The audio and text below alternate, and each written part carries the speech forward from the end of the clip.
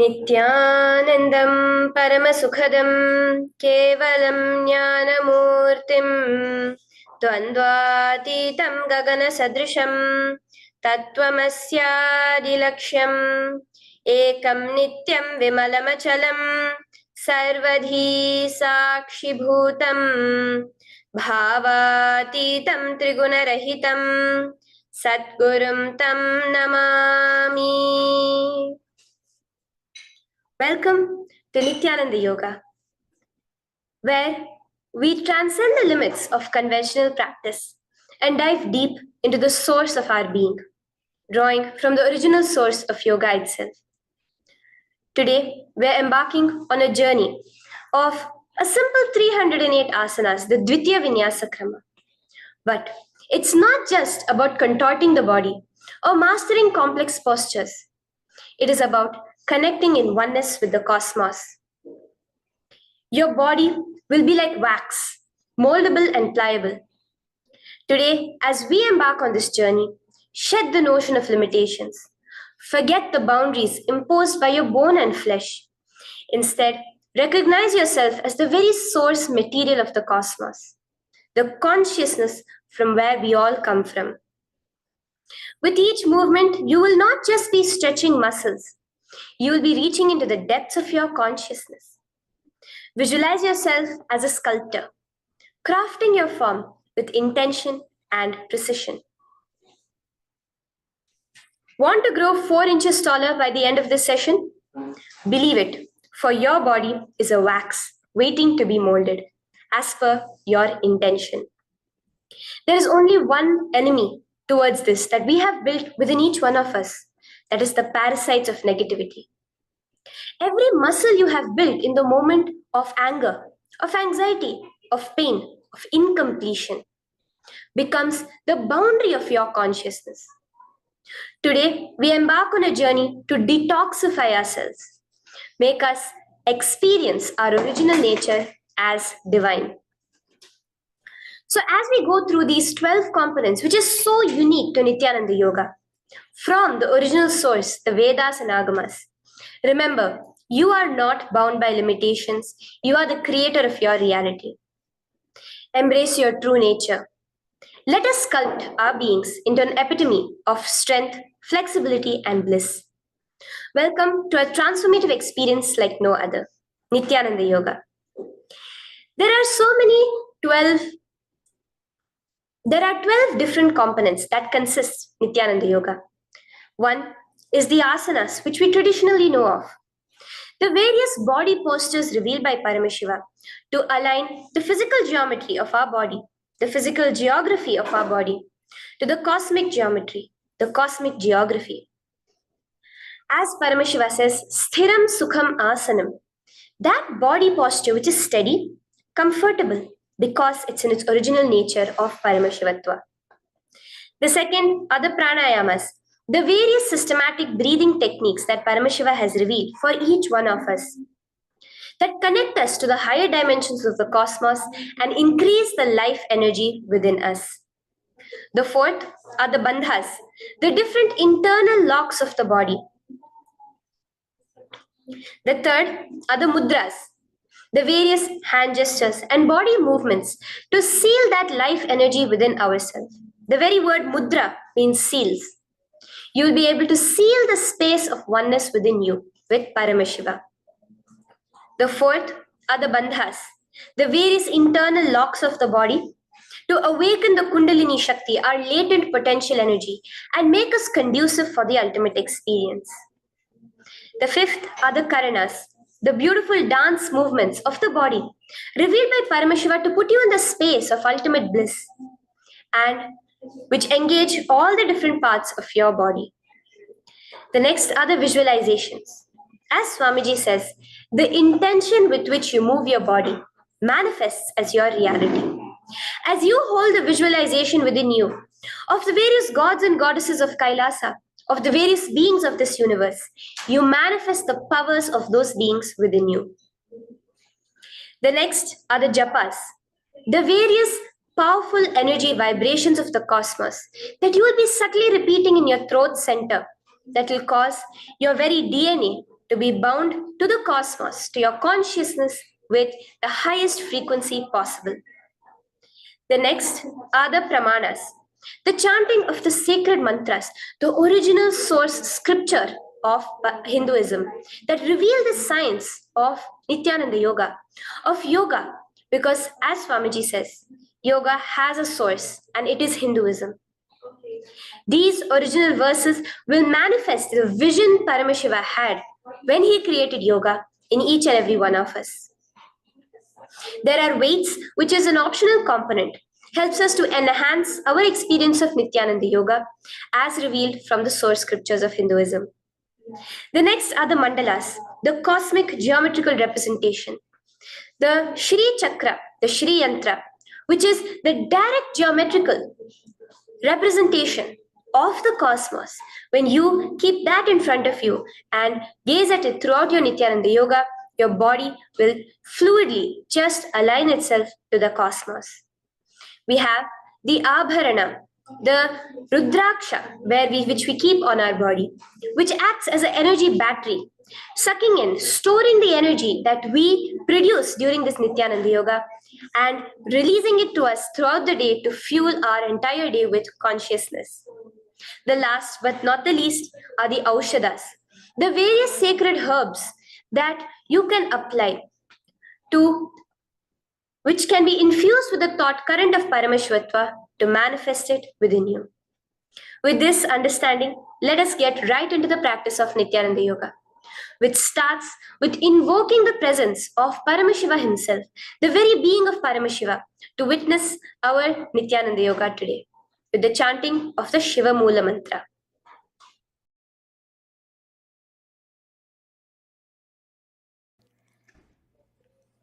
Let us now chant the Shiva Mula Mantra 11 times internally.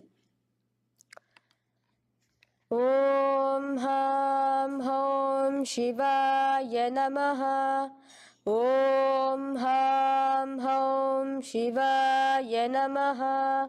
Om Ham Hom Shivaya Namaha. Om Ham Hom Shivaya Namaha. Om Ham Hom Shivaya Namaha.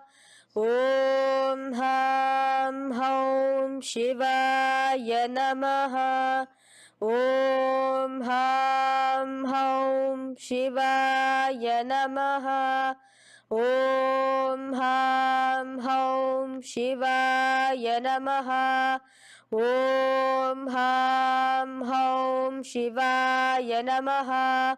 Om Ham Hom Shivaya Namaha. Om Ham Hom Shivaya Namaha. The next step of this ritual of yoga, as Swamiji reveals, yoga is a ritual, a methodology to connect yourself with the divine. As every ritual in Hinduism goes, we cleanse the three elements of our body, of the world, and of the ultimate with the Tattvachamanam.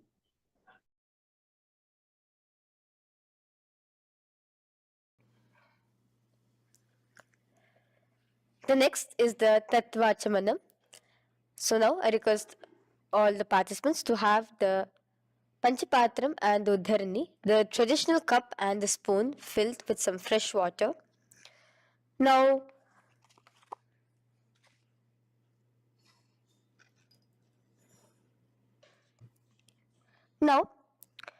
keeping your right hand in the shape of a cow's ear, the Gokarna Mudra, pour an Uddharani of water from the Panchapatram and chanting each of the following mantras internally, drink the water that flows through the base of the palm. Om Atmatattvam Shodayami Svadha. Om Vidyatattvam Shodayami Svadha. Om Shivatattvam Shodayami Svadha. Wash your right hand with water from the Panchapatram.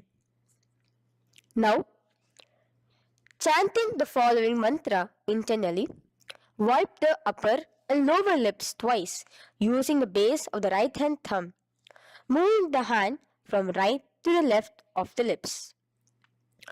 Om Ham Hridayaya Namaha. Wash your right hand with water from the Panchapatram. Now, with the tips of right hand index, middle, and ring finger, touch above the upper lips and below the lower lips. Wash your right hand with water from the Panchapatram. Now, with the tips of right hand index finger and thumb joined together, touch your right nostril, left nostril. With the tips of right hand ring finger and thumb joined together, touch your right eye, right ear, left ear. Wash your right hand with water from the Panchapatram. Now, with the base of the right hand thumb and little finger, touch the navel, right chest, left chest. With the right hand, fingertips together, touch the top of the head, right shoulder, left shoulder, and your heart center. With that, we have the Sankalpa. The Sankalpa, the manifestation of our conscious intention. What is it today each one of us want to manifest through Nithyananda Yoga? Hold that in your inner space. Through this conscious intention, which directly happens with the blessings, with the grace of the Supreme Pontiff of Hinduism, Bhagavan Sri Nithyananda Paramashivoham, you will just see your intention manifesting as reality.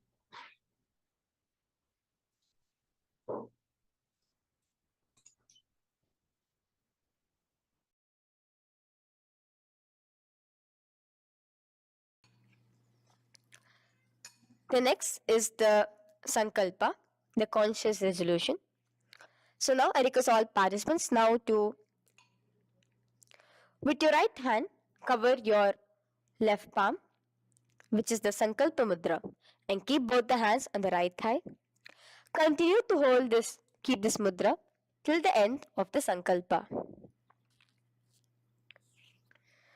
Om Mamopata Samasta Duritakshayaddvara Bhagavat Shri Nithyananda Paramashiva Prityartham Shri Nithyanandeshwari Paramashiva Shakti Sameta Shri Nithyanandeshwara Paramashiva Prityartham Cha Shubhe Shobhane Muhurte Adha Brahmanaha Dvitiya Paradhe Shri Shvetavaraha Kalpe Vaivashvatamanmantare Ashtavimshaditame Nityayuge Prathame Pade Jambudvipe Bharatavarshe Bharatakhande Meroho Dakshine Pashve Shakhabde अस्मिन् वर्तमाने व्यवहारिके प्रभवादीनां षष्ट्याः संवत्सराणां मध्ये शुभनाम संवत्सरे शुभायने शुभऋतौ शुभमासे शुभपक्षे शुभतिथौ शुभवासरयुक्तायां शुभनक्षत्र शुभयोग शुभकरण एवं गुणविशेषण विशिष्टायाम् अस्यां शुभदितौ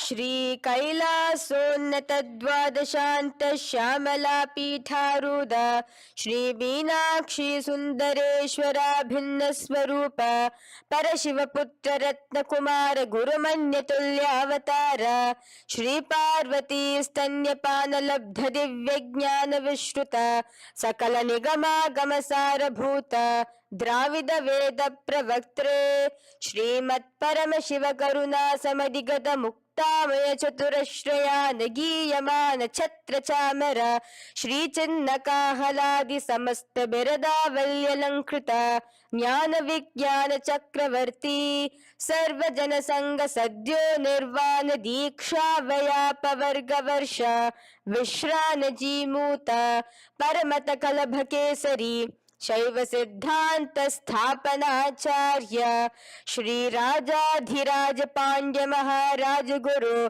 क्षपन शाक्यादि महांधकार निवारण ज्ञान भानु वीक्षणा नरहार ध्वजोच्छेदन पूर्वक श्रीमद वृषभध्वज स्थापक शैव समय कर्त्रे सर्वज्ञ पीठारूढ़ श्री जगद्गुरु श्री ज्ञान संबंध देशिक स्वामी वागीश सुंदर माणिक्य वाचक स्वामिनाम अवतार भूत श्री ज्ञान संबंध स्वामी पुनरुद्धृत श्यामला पीत सर्वज्ञ पीत त्रिनवद्युत्तर द्विशततम गुरु महासन्निधान अरुणगिरि योगीश्वर परंपरागत अरुणाचल सर्वज्ञ पीठ गुरु महासन्निधान कैलास परंपरागत कांची कैलास सर्वज्ञ पीठ त्रयस्त्रिंशदुत्तर द्विशततम गुरु महासन्निधान नित्योत्सव नित्य मंगल नित्य कल्याण नित्य रजित कैलास परंपरागत आदि कैलास नित्यानंद पीठ महासंस्थान महासिंहासन पीठ कर्त्रे साक्षात् श्री परमशिव समुद्भूत कैलास परंपरागत वैवस्वत मुनि इक्ष्वाकु हरिश्चंद्र भगीरथ श्रीरामचंद्र सूरसेन इत्यादि अनवच्छिन्न सार्वभौम चक्रवर्ती परंपरागत चतुष्षष्टि योगिनी मंडित चतुष्षष्टि संप्रदाय प्रवर्तक मनुधर्म शासन सूर्यवंश प्राप्त सर्वज्ञ पीठ सुरांगी साम्राज्य मूढ़ाभिषिक्त चूड़ामणे साक्षात् श्री परमशिव समुद्भूत कपिल महागुरु पुनरुद्धृत महानिर्वाणी पीठ अष्टोत्तर सहस्र श्री महामंडलेश्वर साक्षात् श्री परमशिव समुद्भूत श्री महागणपति समारंभ अनवच्छिन्न पीतादीश्वर गुरु परंपरा प्राप्त अतल पीता अष्टोत्तर सहस्रतम अष्टोत्तर सहस्र श्री अतल पीताधीश्वर धर्म मुक्ति स्वर्गपुर स्वर्ण पीता त्रयोविंश गुरु महासन्निधान कैलास परंपरागत आदिपीठ सर्वज्ञ पीठ जगद्गुरु श्री कैलास पुनरुद्धारक श्री कैलास परमाचार्य श्रीमत् परमहंस परिव्राजकाचार्य वर्य सच्चिदानंद प्रणव स्वरूप श्रोत्रिय ब्रह्मनिष्ठ श्रीमद् जगद्गुरु श्री भगवत श्री नित्यानंद परमशिव श्री ज्ञान संबंध देशिक परमाचार्य स्वामिनां प्रीत्यर्थं तेषां पादारविन्दयोः भक्ति सिद्ध्यर्थं गुरुकृपा कटाक्ष सिद्ध्यर्थं क्षेम स्थैर्य वीर विजय आयुरारोग्य ऐश्वर्याणाम् अभिवृद्ध्यर्थं धर्मार्थ काम मोक्ष चतुर्विध फल पुरुषार्थ सिद्ध्यर्थं समस्त दुरितोपशान्त्यर्थं समस्त मंगलावाप्यर्थं भगवत श्री नित्यानंद परमशिव प्रसादेन सकुटुम्बस्य ज्ञान वैराग्य जीवन मुक्ति प्राप्त्यर्थं भगवत श्री नित्यानंद परमशिव कृपा कटाक्षेण पूर्ण आरोग्य युक्त दृढ़गात्र यौगिक शरीर सिद्ध्यर्थं परमशिव शक्ति आविष्करणार्थं नित्यानंद योगाभ्यासं करिष्ये. Now wash your right hand with water from the Panchapatram. Om Apaupasprisya. Now, let's get started with the asanas. Okay? Sit first in a cross-legged position on the ground in Sukhasana. Bring your hands into the Bindu Mudra with your thumbs and index fingers touching each other. Place it on top of your knees. Here we have the Kumbhaka, the pranayama of Samana Kumbhaka. As you inhale and exhale, visualize flames licking up your spine. Do the bandhas, the locks, the Mahamudra Bandha, all three of the bandhas, where you are doing the Jalandhara Bandha, tucking in your chin to your chest, the Udyana Bandha, sucking in your stomach, and the Moola Bandha, clenching your perineum. For the first set of asanas, we have the japa Soham, which you'll be repeating in your throat center. As you do Sukhasana, visualize Lord Shiva in your inner space. The next asana is Parvatasana. Now, from the seated position, bring both your feet to the opposite thighs. Clasp your hands together in front of your heart center in the Anjali Mudra and raise it above your head. Keep your hands as straight as you can. Continue the Samana Kumbhaka and the Japa of Soham. Remain with all the three bandhas, the chin to your chest in Jalandhara Bandha, the stomach tucked in Udyana Bandha, and the clenched perineum in Moola Bandha. Here, visualize yourself as Mount Kailash. The next asana is Hali Pavasana. Now slowly bring your feet together in front of your body as you stretch it out a little further away. Now bring your hands behind your back and clasp the left hand by your right.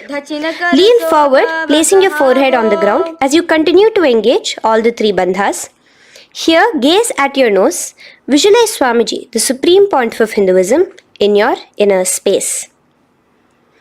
Now, in a similar position from Hali Pavasana, just release your hands, slightly get up and bring your hands in front of your body. Place them on the ground, cupping your hands, making a hollow in Nagi Pavasana. Visualize yourself as a snake, gazing at your nose. Continue the japa, the pranayama, and all three bandhas engaged. Now, raise up. This is Kokilasana. Hold your big toes with your index and middle finger in the Prana Mudra. Stretch your legs straight out and upwards. Cross it into Padmasana. Bring it to your opposite thighs. Lean forward and down onto your elbows. Again, tuck your chin into your chest, suck in your stomach, and clench the perineum in the Mahamudra Bandha. Visualize yourself as a bird in Kokilasana. The next is Nithyananda. Now, raise up again. Bring one ankle to the top of the opposite knee. Hold the elbows with your hands. Hold the respective elbows with the opposite hands. Again, engage all the three bandhas and rotate your arms in a circular motion. Keep the spine completely straight and gaze towards your nose. Visualize Swamiji, the Supreme Pontiff of Hinduism, in your inner space. Next is Gajasana. Press your hands onto the ground. You can bring your feet a little back as you raise yourself up, your hips up high. Lower your head and then chest, scooping your body forward again and again. Here, engage the Udyana Bandha, where you suck in your stomach along with the Moola Bandha, clenching the perineum. Visualize yourself as an elephant. Gajasana. Now stop the movement slowly. In another dynamic asana, which is Rikshasana, you will start alternatively pressing the heel of one foot onto the ground while lifting the other heel up. Repeat this again and again. The next is Vaishyasana. Now slowly come to a standing position. Stand tall on the tips of just your big toes. Keep your head neck straight line. And bring the middle, index and ring fingers to your heart in the Hridaya Mudra. Continue engaging the Udyana Bandha. Visualize Swamiji in your inner space. Here we have a very interesting movement, which is the Karanas, the dance movements. So the first Karana is Urdhva Janu Karana, which literally means the raised knee. So now stand in the Aramandi position, which is your heels touching together, the toes facing outwards, almost at a 45-degree angle. Bend your knees low And keep both your hands at your chest, elbows parallel to the ground. Twist one knee towards the center of your body. Raise it up, back across the body back to the original position. Simultaneously with the leg movement, follow it with your respective hand, up and across the body. Repeat this alternatively on both sides. Now, in Balalingasana, come back to a standing position straight and interlace your fingers from outside in. This is the Sarva Vashankari Mudra. Hold on to your knee, pulling it up towards your chest. Pull it tight. Continue to keep your spine straight. Engage all the three bandhas, the Jalandhara Bandha, the Udyana Bandha and the Moola Bandha. As you are holding your knee, visualize yourself holding, caressing a baby. Balalingasana. The next asana is Pada Pidanasana. Now the same foot which is raised, clasp it with your hands and pull it behind towards your body, holding it with both your hands. Again, engage all the three bandhas, standing tall. Visualize Swamiji, the Supreme Pontiff of Hinduism, in your inner space.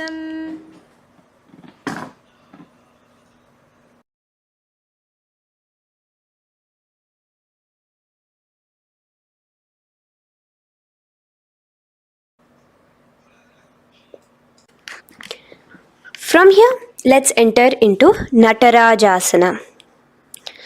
Now, the same foot you're already holding behind your back, twist the same hand of that leg inwards and pull the leg back.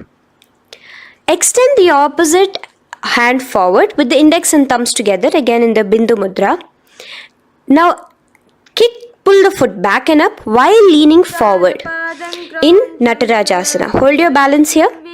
Here you will be engaging only the Moola Bandha, visualizing yourself as Lord Nataraja, the Lord of Dance.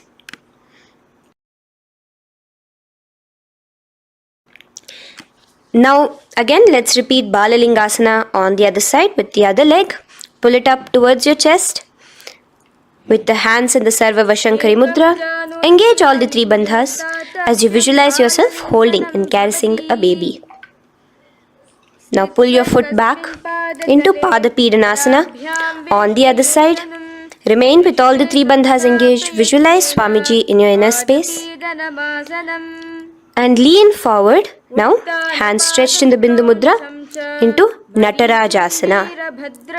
Balance there as you visualize yourself as Lord Nataraja.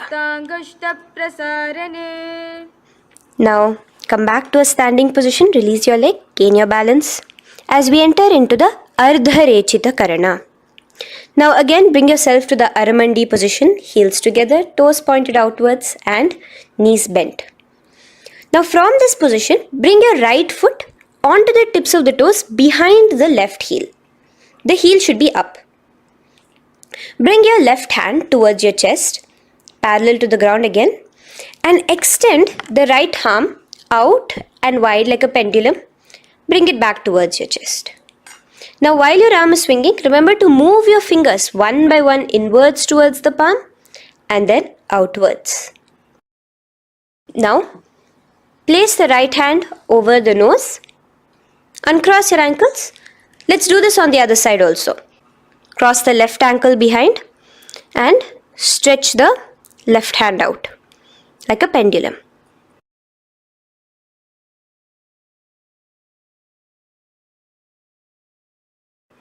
Bring it to your nose and cross the ankles.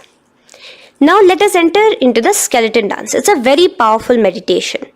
It cleanses the muscle memory. Any patterns which are there within your muscle memory can be completely wiped out through this skeleton dance. Just 2 simple steps. Now stand straight, visualize yourself as a skeleton. You can close your eyes. Just visualize yourself as pure bones. There are no muscles, no veins, no nerves, tissues, organs, nothing. Just bones, a skeleton form. And shake your body intensely. As a skeleton, you are moving yourself wildly, intensely. Just shake it all out. Move your hands, move your legs, your head. Let there be no bone in your body untouched. Just move it. Move wildly. Shake, shake. Literally feel yourself throwing all the patterns out of your system with the intensity of your shaking.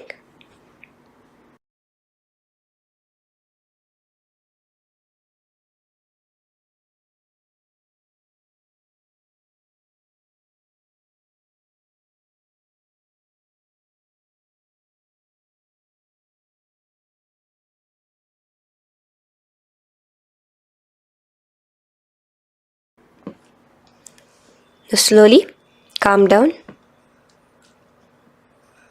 Take a few steps, gain your breath back. That's a powerful meditation we did. Let us do the next Karana. Again, come back to a standing position.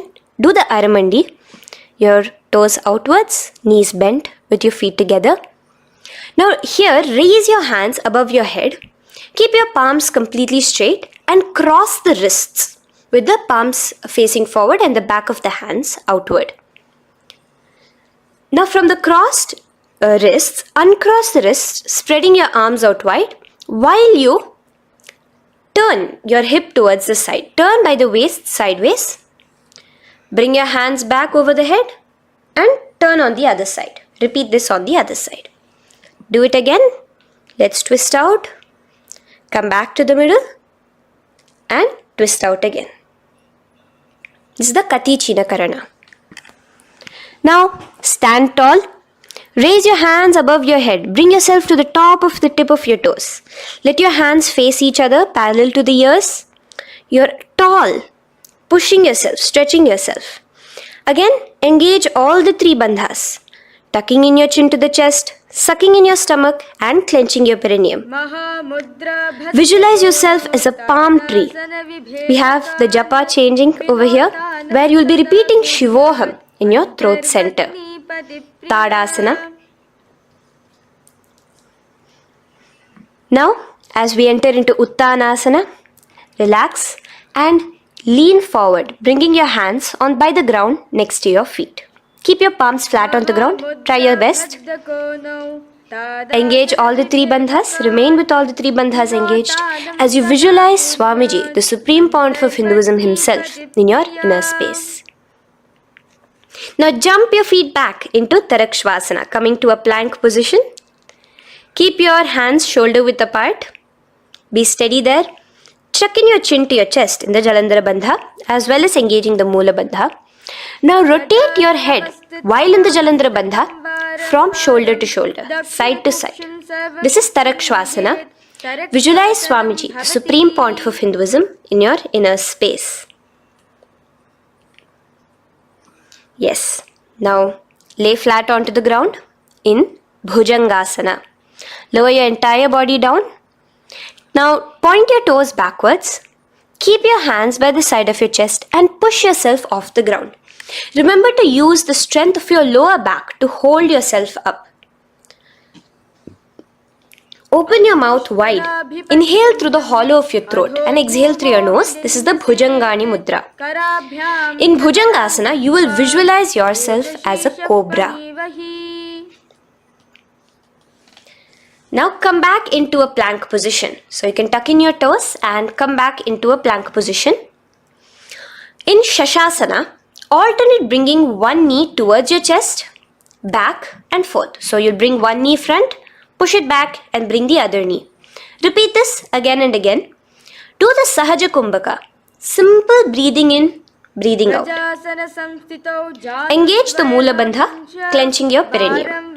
Visualize Swamiji, the Supreme Pontiff of Hinduism. Okay. Now place your legs back into the plank position as we enter into Rathasana. Again, bring one foot between your hands and alternate jumping one foot back and bringing the other foot forward simultaneously. Again and again. Continue the Sahaja Kumbhaka and the Moola Bandha engaged as you visualize yourself as a chariot, a Ratha, in Rathasana. Now, into Veerabhadrasana. remain one leg in between your hands. So as you jump, one leg comes between your hands, stop in that position, one leg stretched back, and raise yourself up into a standing position. So the front foot will be pointing forwards and bent at a 90-degree angle. The knee will be bent at a 90-degree angle. The other leg, which is extended back, the foot will be pointed sideways at a 45-degree angle. Now raise your palms, hands up, parallel beside your ears. Do the Uddiyana Bandha along with the Mula Bandha, pulling in your stomach in. Gaze towards your third eye as you visualize yourself as Lord Veerabhadra. Now relax down, switch your legs around, and let us do Veerabhadrasana on the other side. Stretch your hands up, gaze towards your third eye, suck in your stomach in the Uddiyana Bandha, and visualize yourself as Lord Veerabhadra. Okay, bring your feet together now. Let us move into Vrikshasana.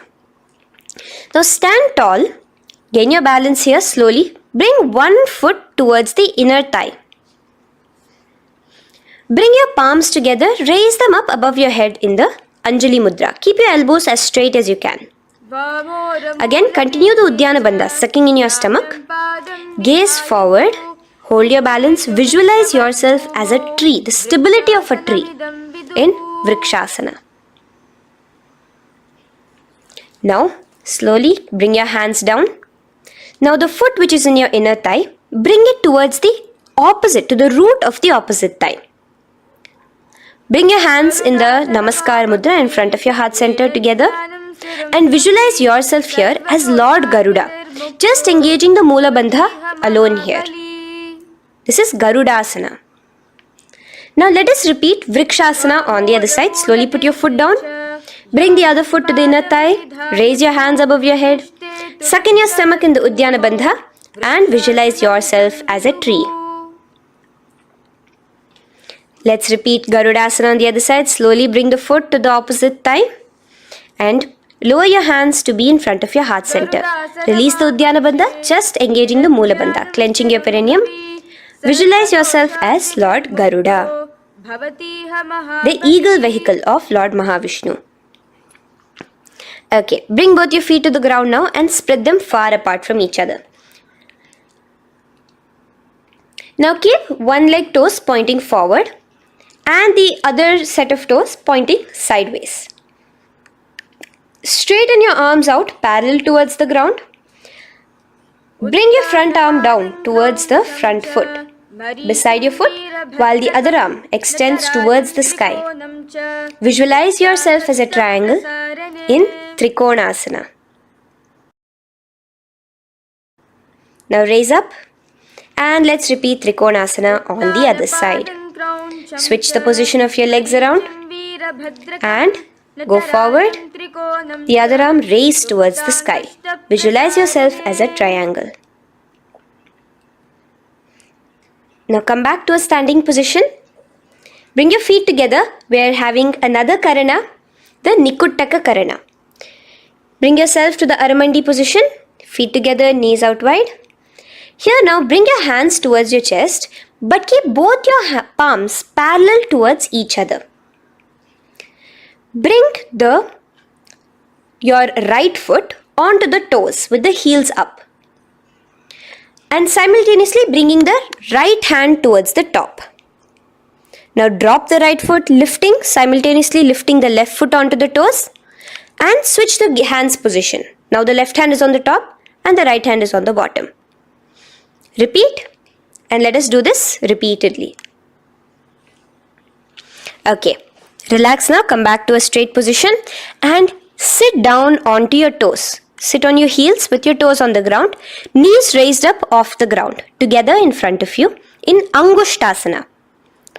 Bring your hands together in the Namaskara Mudra in front of your heart center. We have a very interesting pranayama over here, which is the Bhramari Kumbhaka, where you will be subtly buzzing like a bee as you do this asana. The japa we'll be entering into is Sadashivoham. In Angushtasana, engage the Mula Bandha as you visualize Swamiji, the Supreme Pontiff of Hinduism, in your inner space.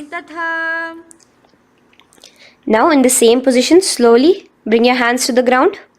Balance yourself as you stretch one foot forward, sitting on the heel of one foot and the other foot stretched forward, toes pointed upwards. Bring your hands to the Vara Mudra, just the tips of the finger on the ground while the palm faces forward, both your hands. Continue to engage the Mula Bandha, clenching the perineum as you visualize Swamiji, the Supreme Pontiff of Hinduism, in your inner space. Now, stretch, the leg is stretched forward, right? Stretch the same hand, the respective hand forward and clasp onto the big toe of that foot in the Prana Mudra with your index and middle fingers. The other hand, bring it to the back of the respective heel in Vidhunanasana as you visualize Swamiji in your inner space. Okay, bring your 2 feet back together as we repeat Saurasana on the other side. Stretch your left leg forward now. Palms in the Vara Mudra on the ground. Visualize Swamiji in your inner space. And lean forward into Vidhunanasana on the other leg. Clasp your toes. Bring the other hand to the back heel. Continue to visualize Swamiji.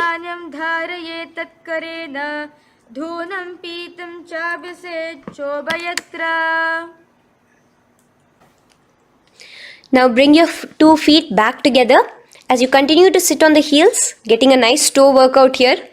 Balance on your toes, bring your knees together in front of you. Now place your palms on top of the respective knees with the hands facing upwards, the palms facing upwards. Leave a slight gap between your palms and knees. As you gaze forward, engage the Jalandhara Bandha, tucking in your chin to your chest, and look between the gap between your hands. Brahma Jurankushasana. The next is Kapilasana. Now spread your knees wide and place them onto the ground. Keep your hands on the respective knees. Pull your stomach in and up in the Uddiyana Bandha. Gaze towards your nose as you visualize yourself as Maha Kapila Muni, the first man that ever started thinking. In the same position, just release that Uddiyana Bandha. Release the lock of the stomach, but continue to clench your perineum in Mula Bandha as you switch your gaze to your third eye. So from your nose, switch your gaze to the third eye. Visualize Swamiji, the Supreme Pontiff of Hinduism, in your inner space. Bhadra Gorakshasana. Next is Suryasana. Now, your toes are tucked. Just lift your knees off the ground, wide apart. Bring your hands together in the Padma Mudra with the little fingers and thumbs joined together. Engage the Uddiyana Bandha, suck in your stomach and raise your hands up tall above your head. Slightly lean back as you look towards the gap between your hands. Visualize Lord Surya in your inner space. Now relax, slowly bring your hands to the ground. Sit on top of your heels, the toes flat. Here, keep your hands on top of your knees and lift your tongue up against the roof of your mouth in the Manduki Mudra. Do the Sahaja Kumbhaka, simple breathing in and out. Engage the Mula Bandha, clenching your perineum. With the Japa Sadashivoham, repeating in your inner space, here you will visualize yourself as a frog in Mandukasana. Your tongue pressed against the upper palate. Is your frog-like tongue catching the nectar of immortality dripping from your Sahasrara Chakra? Gaze towards your third eye in Mandukasana. Now from here itself, moving into Uttana Mandukasana. Just bring your hands to the opposite shoulders, remaining in the same seated position. Continue with the Uddiyana Bandha engaged, gazing at your third eye. The Manduki Mudra, tongue pressed against the top of your palate, visualizing yourself as a frog in Uttana Mandukasana. Slowly bring your hands out from behind your back. Now slightly raise up and cross your ankles behind you. Sit on top of your crossed ankles. Keep your knees wide and your fingers spread on the top of your knees, both your hands. Open your mouth wide and stick out your tongue, exhaling forcefully. Gaze at the tip of your nose. Repeat this several times because you're visualizing yourself as a lion in Simhasana. The next asana is Bhadrasana. Now you can release yourself and uncross your ankles. Just keep your toes crossed behind you. Again, sit on top of your heels, keeping your knees wide apart. Cross your hands behind your back, hold on to the big toes in the Prana Mudra with your index and middle fingers. Apply the Jalandhara Bandha, tucking your chin to your chest along with the Mula Bandha, sucking in your perineum. As you gaze towards your nose, here, resume the Brahmari Kumbhaka, buzzing like a bee subtly in your inner space as you visualize Swamiji, the Supreme Pontiff of Hinduism, in your inner space. Now, bring your hands out from behind you. As you bring yourself to a squatting position. Keep your feet flat onto the ground as close together as possible, but your knees opened wide. Bring your body in between your knees, your torso in between your knees, and take your arms in and around your knees towards the back, clasping your fingers, interlacing your fingers behind you in the Parashu Mudra. Gaze towards your nose. Visualize yourself as a crow in Kakabhusandhyasana. The next asana is Kani Pavasana. Unclasp your hands and place them flat onto the floor. Keep them shoulder width apart for good balance. Now, slowly bring your knees to the back of your arms, above the elbows. Lean your chin forward and down. Keep your gaze steady as you lift your feet off the ground. In Kani Pavasana, visualize Swamiji, the Supreme Pontiff of Hinduism, in your inner space. Now in the same position, slowly lower your head to the ground and stretch your legs up high, forming a tripod between your two hands and your head in Kapali Asana. Gaze at your nose, continue the Brahmari Kumbhaka, continue engaging the Mula Bandha and the Japa of Sadashivoham. Visualize Swamiji in your inner space. The next asana is Parshva Mayurasana. Slowly bring your feet down. Yes, relax. And now squat on your toes with your knees together and twist your body. Place both the hands to one side of your knees. Now bring one of your elbows to the knee and the other of your elbows towards the hip. Lean onto your arms, balance, extending your legs out to the side. Gaze towards your third eye, visualizing yourself as a peacock. In Parshva Mayurasana, as you do the pranayama, the Rechaka Kumbhaka, let your exhalations be prolonged and your inhalations be slightly shorter. Now relax, bring your feet to the ground and bring your body to the other side of your knees as you repeat Parshva Mayurasana on the other side. Lean forward, stretch your legs, gaze at your third eye. Visualize yourself as a peacock. Now let's do Bhairaganathasana. Now come again to a plank position. Place your hands down, stretch your legs back and bring one foot around your shoulder to be placed in between both your palms. Gaze at your third eye. Just engage the Mula Bandha, clenching your perineum. Here, this is Bhairaganathasana. Visualize yourself as Lord Kala Bhairava. Slowly bring your foot out and bring the other foot in between your palms, remaining in the plank position. Continue to visualize yourself as Lord Kala Bhairava in Bhairaganathasana on the other side. The next asana is Unmukha Pithasana. Now from the same plank position, bring your forearms onto the ground. Be steady as you walk your feet closer towards yourself, forming like a slight mountain. In Unmukha Pithasana, gaze at your third eye. Continue the Rechaka Kumbhaka. Visualize Swamiji in your inner space. The next asana is Vashishthasana. Now, just raise yourself onto one of your hands. So, release your forearms off the ground and raise yourself onto your right arm. And keep your body completely parallel to the ground as you raise your left arm straight above your head. Visualize yourself as Rishi Vashishta as you do the Vashishthasana. Gaze towards the hand on the top. Now slowly bring that hand down. As you switch the hands, bringing your right hand up towards the sky. Balance there, completely straight on your toes. As you visualize yourself as Rishi Vashishta, the Guru of Bhagavan Sri Rama. Now, bring your feet forward into Anjaneyasana. So here you will be sitting on your hips with your legs pointed forward and sit on top of your hands. So keep your palms facing upwards and sit on both your palms as you tuck your elbows into your body. Do the Rechaka Kumbhaka, continue the Rechaka Kumbhaka. Engage the Jalandhara Bandha, tucking in your chin to your chest, gaze at your nose, visualize yourself as Lord Hanuman in Anjaneyasana. Now, slowly release your hands from under your body as you lean forward into Paschimottanasana. Clasp your respective toes with your index and middle finger. Lean forward and down, bring your elbows to the ground, your forehead towards your knees. Engage all the three bandhas, the Mahamudra Bandha. As you visualize Swamiji, the Supreme Pontiff of Hinduism in your inner space, with a new japa, Mahasadashivoham, starting here.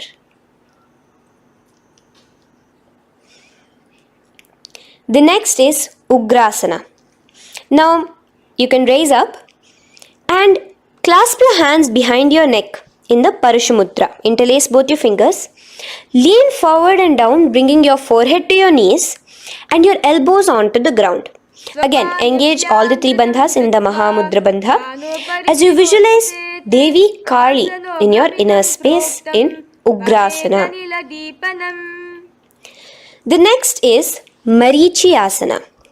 So raise up and keep one leg pointed forward while you bring the other leg towards the groin, the knee pointed upwards. Place the foot flat on the ground.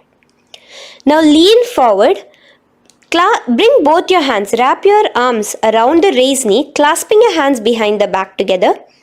Bring your chest to the thigh with your head towards the knee.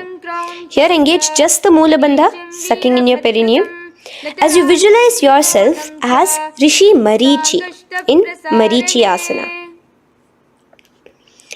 The next asana is Mahamudrasana. Now slowly raise up and the raised knee, let it rest by your side with your leg towards the inner thigh of the opposite leg. Now again reach down, hold your foot, bring your elbows to the ground, your forehead to your knees. Engage all the three bandhas in the Mahamudra Bandha. Gaze at your nose, visualize Swamiji himself in your inner space. Raise up. Let's repeat Marichiyasana on the other side. Bring the other foot straight while the other foot comes into the groin. Knee up. Lean forward, clasping your hands behind your back. Visualize yourself as Sage Marichi. Now from here, raise up, engage all the three bandhas as you let your knee fall to the side. Lean forward, clasping the foot. Gaze at your nose. Visualize Swamiji in your inner space in Mahamudrasana on the other side. Now, bring yourself to a seated position. Sit and bring the soles of your feet together.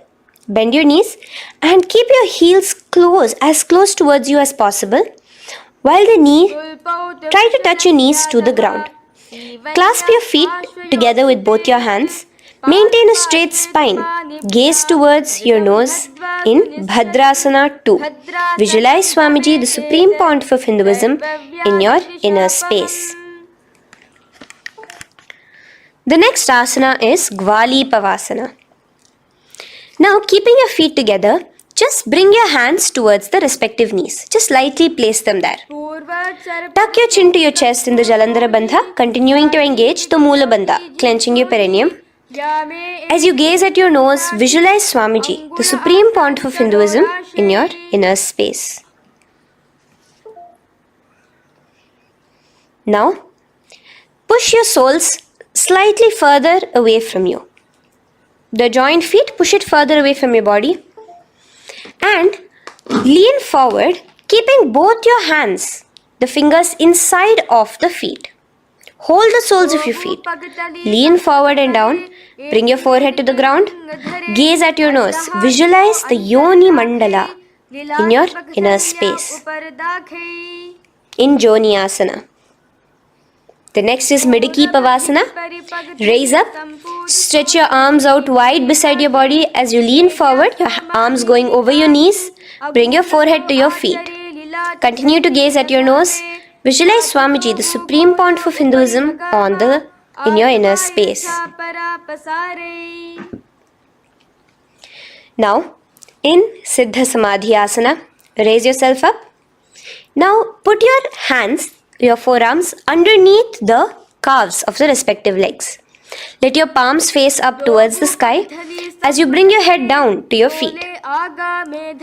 Gaze at your nose as you visualize Lord Surya in your inner space in Siddha Samadhi Asana.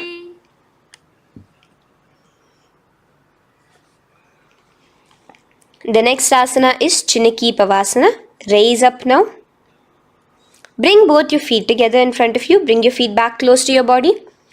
Now place your hands underneath both the feet and pull your feet open like a book facing towards the sky. Both your feet.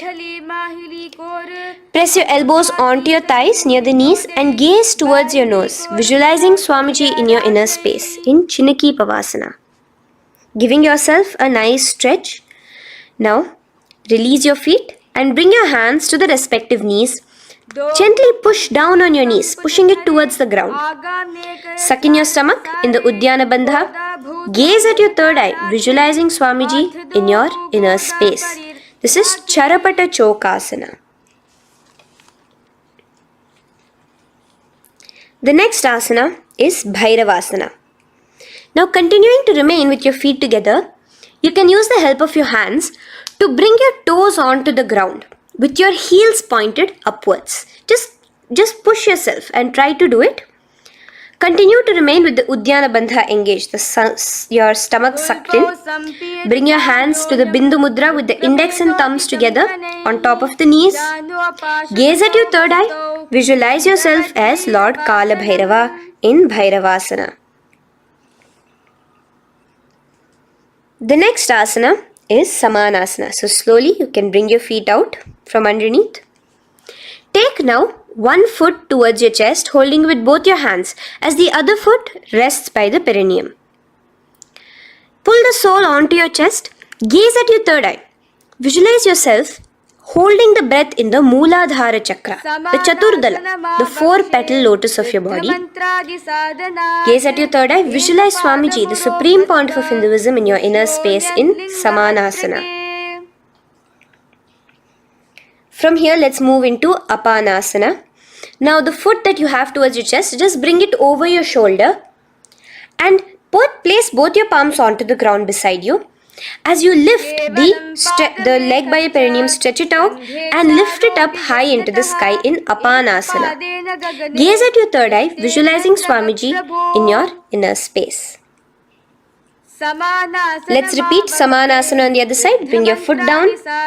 Clasp the other foot towards your chest. Gaze at your third eye, visualizing Swamiji in your inner space. And bring the foot onto your shoulder as we repeat Apanasana on the other side. Stretch your leg out straight in front of you, up high towards the sky, gazing at the third eye, visualizing Swamiji in your inner space. Okay, relax slowly. Let's move into Gomukhasana.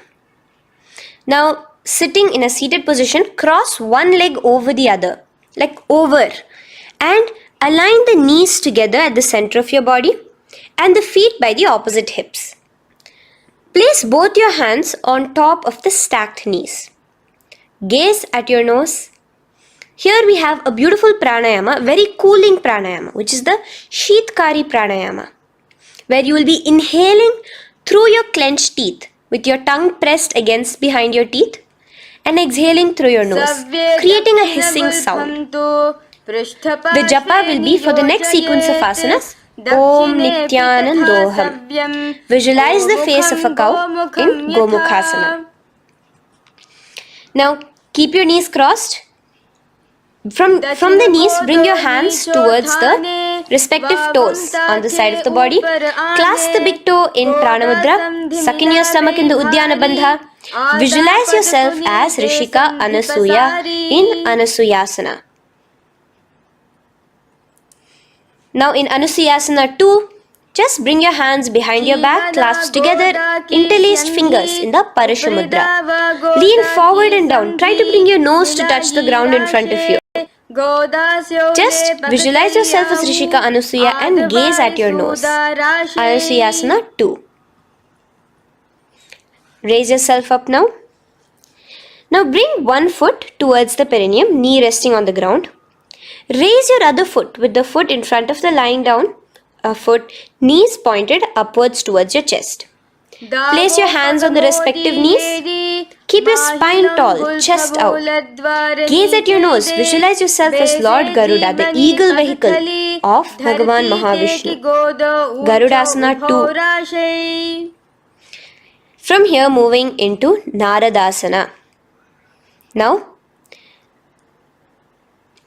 keep both your hands, bring both your hands behind your neck and clasp them in the Parashamudra. Interlace your fingers behind your neck. Twist outward of the raised knee. Just keep your whole body outside of the raised knee. Gaze towards your third eye, visualizing yourself as Devarishi Narada in your inner space. From Naradasana, let's enter into Matsya Pithakasana. Place one foot on the top of the opposite thigh. Wrap your respective arm across the knee, holding on to the opposite shin. Extend the opposite hand straight. Hold on to the respective toe with the index and middle fingers in Prana Mudra. Gaze towards your nose. Visualize Matsyavatara, the fish form of Bhagavan Mahavishnu in your inner space in Matsya Pithakasana.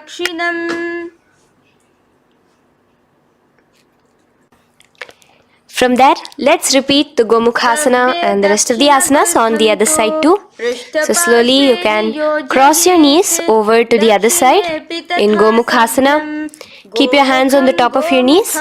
Gaze at your nose as you visualize the face of a cow in Gomukhasana. Continuing into Anasuyasana on the other side, bring your hands to your toes.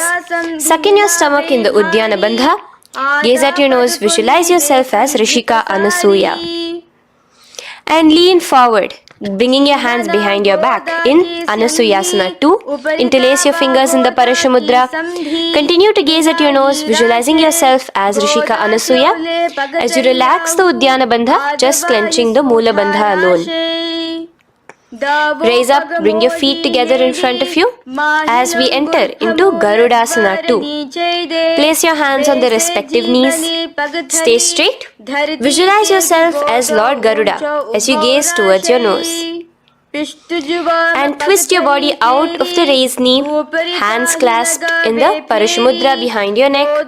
Gaze at the third eye, visualizing yourself as Devarishi Narada. And bring the foot to the opposite thigh as we enter into Matsya Pithakasana on the other side. Clasp your toe in Prana Mudra. Gaze at your nose, visualizing Matsya Avatara, the fish avatar of Lord Vishnu in your inner space. Now let's enter into Matsyendrasana. Remaining in the same position with one foot on the opposite thigh, place the other foot on the ground on the far side of the other thigh. Twist. Bring your elbow outside the raised knee. Keep the raised arm by your neck. Turn backwards. Gaze towards your third eye, the other hand straight out. Visualize Matsyendranatha, the great Rishi and master of Hatha Yoga in your inner space. Just switch your hands around. Straighten the hand that was originally bent and bend the other hand towards your neck. As we enter into Kubhasana, visualize yourself as a camel. Continue to gaze at your third eye. Now, straighten out both your hands straight out in the same position. Continue to gaze at your third eye, visualizing Matsyendranatha, the master of Hatha Yoga in your inner space. Now slowly take your foot off from the thigh. As we enter into Matsyendrasana on the other side, bring the other foot to the thigh. Place the other foot on the far side. Twist, bringing your elbows outside of the raised knee, hands on the head. The other hand stretched out back. Twist, gazing at your third eye. Visualize Matsyendranatha in your inner space. Switch the hands around as we enter into Kubhasana on the other side. Remember to visualize yourself as a camel. Now stretch both your hands out in Matsyendrasana 2 on the other side. Visualize Matsyendranatha in your inner space. Now, with one leg on the thigh, bring the other foot too to the opposite thigh in Padmasana. Place your palms on the respective knees. Engage all the three bandhas in the Mahamudra Bandha, tucking your chin to your chest, sucking in your stomach and clenching your perineum. We have a new pranayama here, which is the Shitali Kumbhaka, where you will continue to inhale through the teeth without creating the hissing sound, and exhale through your nose. A new japa of Om Nithyananda Mahasadashivoham starts here. Gaze at your nose in Padmasana, visualizing yourself as Bhagavan Paramashiva. Now, keeping your legs in the same position, just cross your hands over each other, clasping onto the toes with your index and middle fingers in the Prana Mudra. Gaze at your nose, visualize yourself as Devi Parvati, the consort of Lord Paramashiva in Padmasana 2. Now, uncross your hands. Take your hands and insert it into the gap between your thighs and your calves. Put both your hands within and pull it out on the other side. As you balance on your hands, lifting your whole body off the ground, visualize yourself as a rooster in Kukkutasana. Now relax. Take your hands out from inside your feet as we enter into Baddha Kekiyasana. Place your hand onto the ground as you raise up on your knees. Place your palms on the ground, fingers pointing towards the legs. Now keep your elbows together, pressed against your navel. Slowly lean forward, balancing, and extend your knees off the ground, visualizing Swamiji in your inner space. In the same position, stretch your legs out behind you. In Mayurasana, visualize yourself as a peacock. Hold your balance. Relax now. Yes, relax flat onto the ground into Makarasana. Lay down completely flat. Keep your feet pointing outwards, far away from each other. Place your forehead on the mat. Interlace your fingers behind your neck in the Parishamudra. Just relax, visualizing yourself as a crocodile as we go back to the Sahaja Kumbhaka, the simple breathing in, breathing out. Just keep the Moola Bandha alone engaged.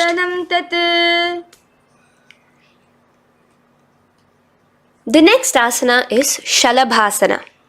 Now lay on your stomach and place your hands on the ground beside the chest. From the laying position, raise your legs up. Use your core strength to bring your thighs off the ground. Visualizing yourself as a locust in Shalabhasana. Relax your feet down and bring your hands to your feet, pulling your feet down towards the ground beside your hips. In Ushtrasana, visualize yourself as a camel. Now slowly kick your legs back. Rise your hand is clasping your feet. Pull your feet towards the sky, lifting your chest and thighs off the ground. In Dhanurasana, gaze at your third eye. Visualize yourself as Paramashiva's bow. Relax slowly and come up to a sitting position. In Bhagasana, sit on both your knees with your head, neck and spine straight. Clench your perineum in the Moola Bandha. Place your hands on top of your knees. Gaze towards your third eye, visualizing Swamiji, the Supreme Pontiff of Hinduism, in your inner space. From here we enter into Gohyasana. We have a couple of headstand postures here, so get yourself ready. Now place your forearms on the ground with your fingers interlocked. Ensure your elbows are at shoulder width for the best balance. Place the top of your head on the ground, holding your head with your hands. Slowly walk your toes forward until your hips are in a straight line with your shoulders, and just kick your feet up slightly. Make sure not to lose your balance. Keep your knees bent together at your chest. Toes pointed upwards. Gaze to your nose, visualizing Swamiji in your inner space. From here, stretch your legs out into Shirasasana, continuing to hold the balance there as you continue to gaze at your nose, visualizing Swamiji in your inner space. Bring your feet to the ground, relax slowly. The next asana is Podhyasana. So come to a seated position. Bring your hands behind your calves, stretching your legs up and your forehead to your knees. Visualize Swamiji in your inner space. Here we have a new Kumbhaka, which is the Bhastrika Kumbhaka, where you will be exhaling forcefully, making the sound of a bellows. Podhyasana. The japa for this next series is Om Nithyananda Paramashivoham, the Mahavakya. Relax yourself. Continuing to remain balanced with your legs up, just bring your hands to the opposite shoulders. In Parighasana, visualize yourself as a mace as you gaze towards your third eye. Now relax. Keep your elbows and palms onto the ground as your legs are raised. Visualize yourself as a boat in Naukasana. Continuing to gaze towards your third eye, remember to continue the Bhastrika Kumbhaka. Forceful exhalation. Now, continuing to keep your balance, just bring your hands to your feet and scoop your hands underneath the heels, pull it towards the chest. Keep your spine upright, gaze towards your nose. Visualize yourself as Lord Rudra in Rudrasana, the most ferocious form of Paramashiva. Now lay on your back. So you can remove your hands from underneath your feet and lay on your back. With your feet flat on the ground, knees pointed upwards. Now place your palms down. Just let your fingers touch the back of your heel. Do not clasp your feet. Lift your hips up high, pressing the feet onto the ground. Chin tucked to the chest in the Jalandhara Bandha automatically. Gaze at your nose, visualizing Swamiji in Unmukha Pithasana 2. Now lay onto the ground in Shavasana. Just lay completely flat with your palms facing upwards by the side of your body. Just unclutch from any movement happening within you. Visualize your body is dead. The Supreme Pontiff of Hinduism, Swamiji, is just liberating you. Just let your awareness, your energy completely pervade your body in the Shakti Chalan Mudra as you continue to vibrate with the Mahavakya.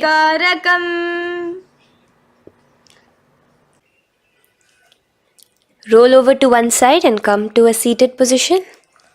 Feel the life entering your body back. In a seated position, let us get continued with the sequence. We have 200 asanas more to go, starting with Yatha Sanishtasana. In Yatha Sanishtasana, sit in any posture you are completely comfortable in, bringing your hands into the Bindu Mudra with the thumbs and index touching. Start off with the Samana Kumbhaka. As you're inhaling and exhaling, feel flames licking up your spine. Clench your perineum in the Moola Bandha with the japa Om Nithyananda Paramashivoham for the remaining of the sequence. Visualize Swamiji in your inner space. From here, moving into Samasana, where you bring your feet to a cross-legged position.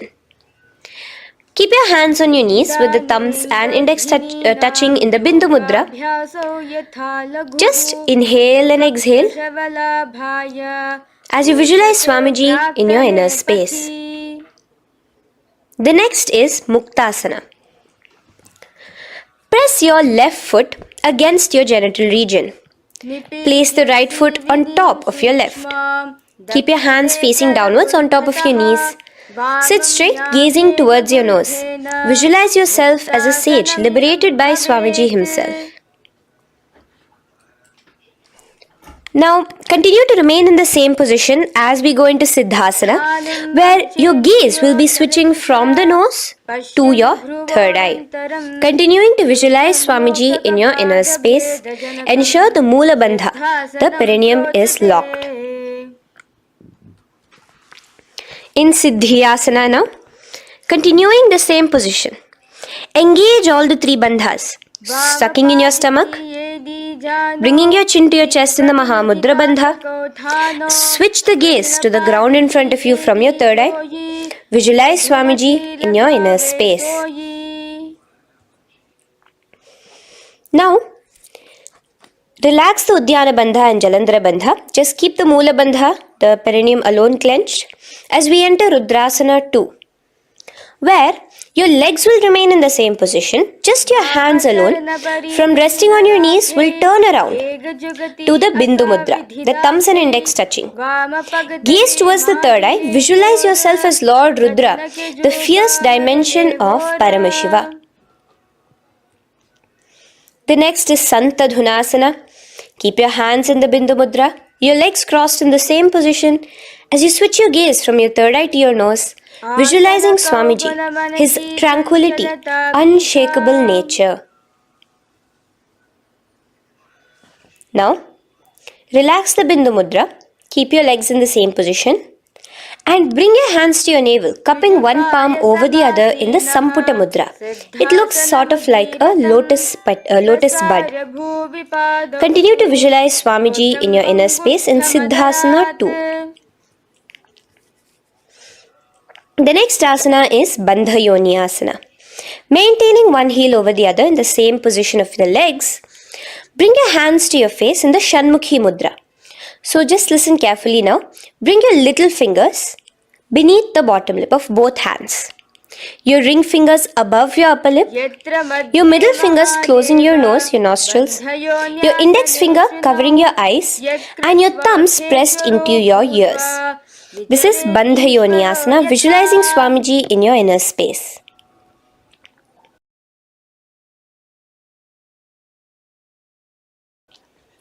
The next asana is Virasana. Now, you can remove your hands from your face and bring one foot onto the opposite thigh, and the other foot underneath the thigh.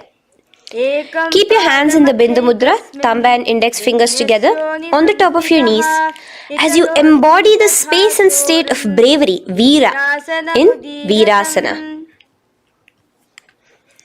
Now, changing the leg position again as we enter into Valmikasana. Keep your left heel on the right side of the generative organ, toes under the thigh. Keep your right foot on top of the left leg, toes by the knee. Again, bring your hands into the Bindu Mudra on top of the knees. Gaze towards your third eye. Visualize Rishi Valmiki, the poet, the first poet and author of Ramayanam. The next asana is Joni Mudrasana. So you're going to remain here as you switch your gaze to your nose, visualizing the Yoni Mandala, a beautiful formation, divine cosmic geometry, representing Devi, Shakti, a symbol of the creative energy of the universe in Joni Mudrasana. In the same position, switch your gaze to your third eye, continuing to visualize the Yoni Mandala in your inner space. Now, let's move into Bhadrasana 3. So bring your feet, the soles of your feet together, uncross them and bring them together in front of your body. Hold it with both your hands, pulling it against you. Push your knees down towards the ground. As you gaze at your nose, suck your stomach in the Udyana Bandha. Visualize Lord Veerabhadra in your inner space. Bhadrasana 3. In the same position, we are entering into Aghorasana, where your left hand will rest on top of the left knee, while your right hand comes towards your face. Now, do the Khechari Mudra, where you are bringing your tongue towards the upper palate, gazing towards your third eye. Now, with your right hand, cover your mouth, close the left nostril with your index finger, inhale through the right nostril. Close both the nostrils, hold your breath and exhale through the left nostril in the Abhyantara Kumbhaka. Repeat this on the other side.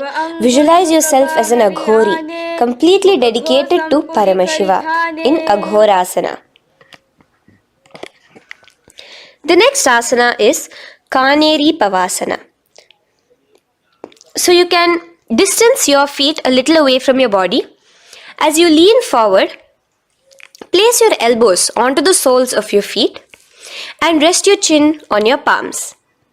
Gaze at your nose, suck your stomach in Uddiyana Bandha. Here, continuing with the Rechaka Kumbhaka, where your exhalations are prolonged than your inhalations, visualizing yourself as a female elephant drinking water in Kaneri Pavasana. The next asana is Parasana. So now, come to a seated position, raise yourself up and keep your knees raised. Bring your hands underneath your knees, between your calves and thighs, and clasp them together. Interlace your fingers in the Parashamudra in front of your navel. Lift your feet off the mat. Visualize Swamiji, the Supreme Pontiff of Hinduism, in your inner space as you gaze at your nose in Parasana. The next asana we'll be moving into is Gopi Chandasana. Now take your hands out from in between the feet as you let your feet rest on the ground. Take your hands out from underneath your calves.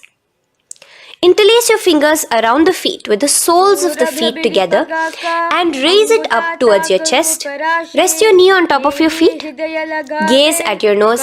Embody the state and space of a king in Gopi Chandasana. The next asana is Udarasana.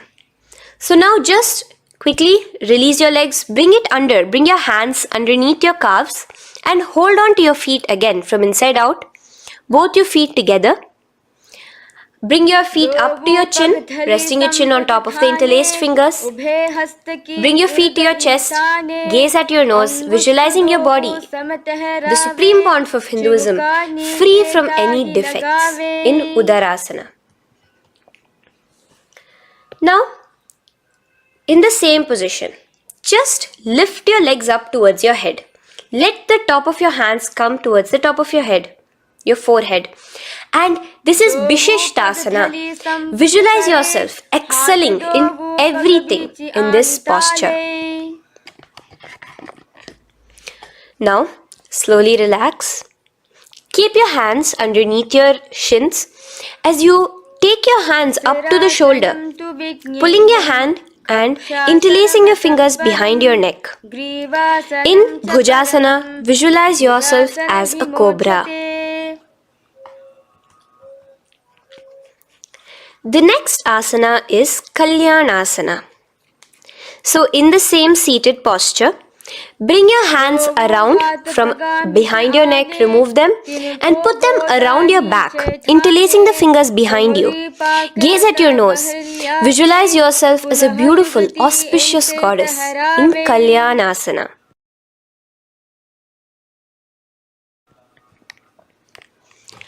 The next posture is Sankatasana. So now, uncross your hands from behind you. Release yourself completely onto the ground. Place your left knee on the mat and the left foot flat. Sit on top of your left foot, knee pointed forward.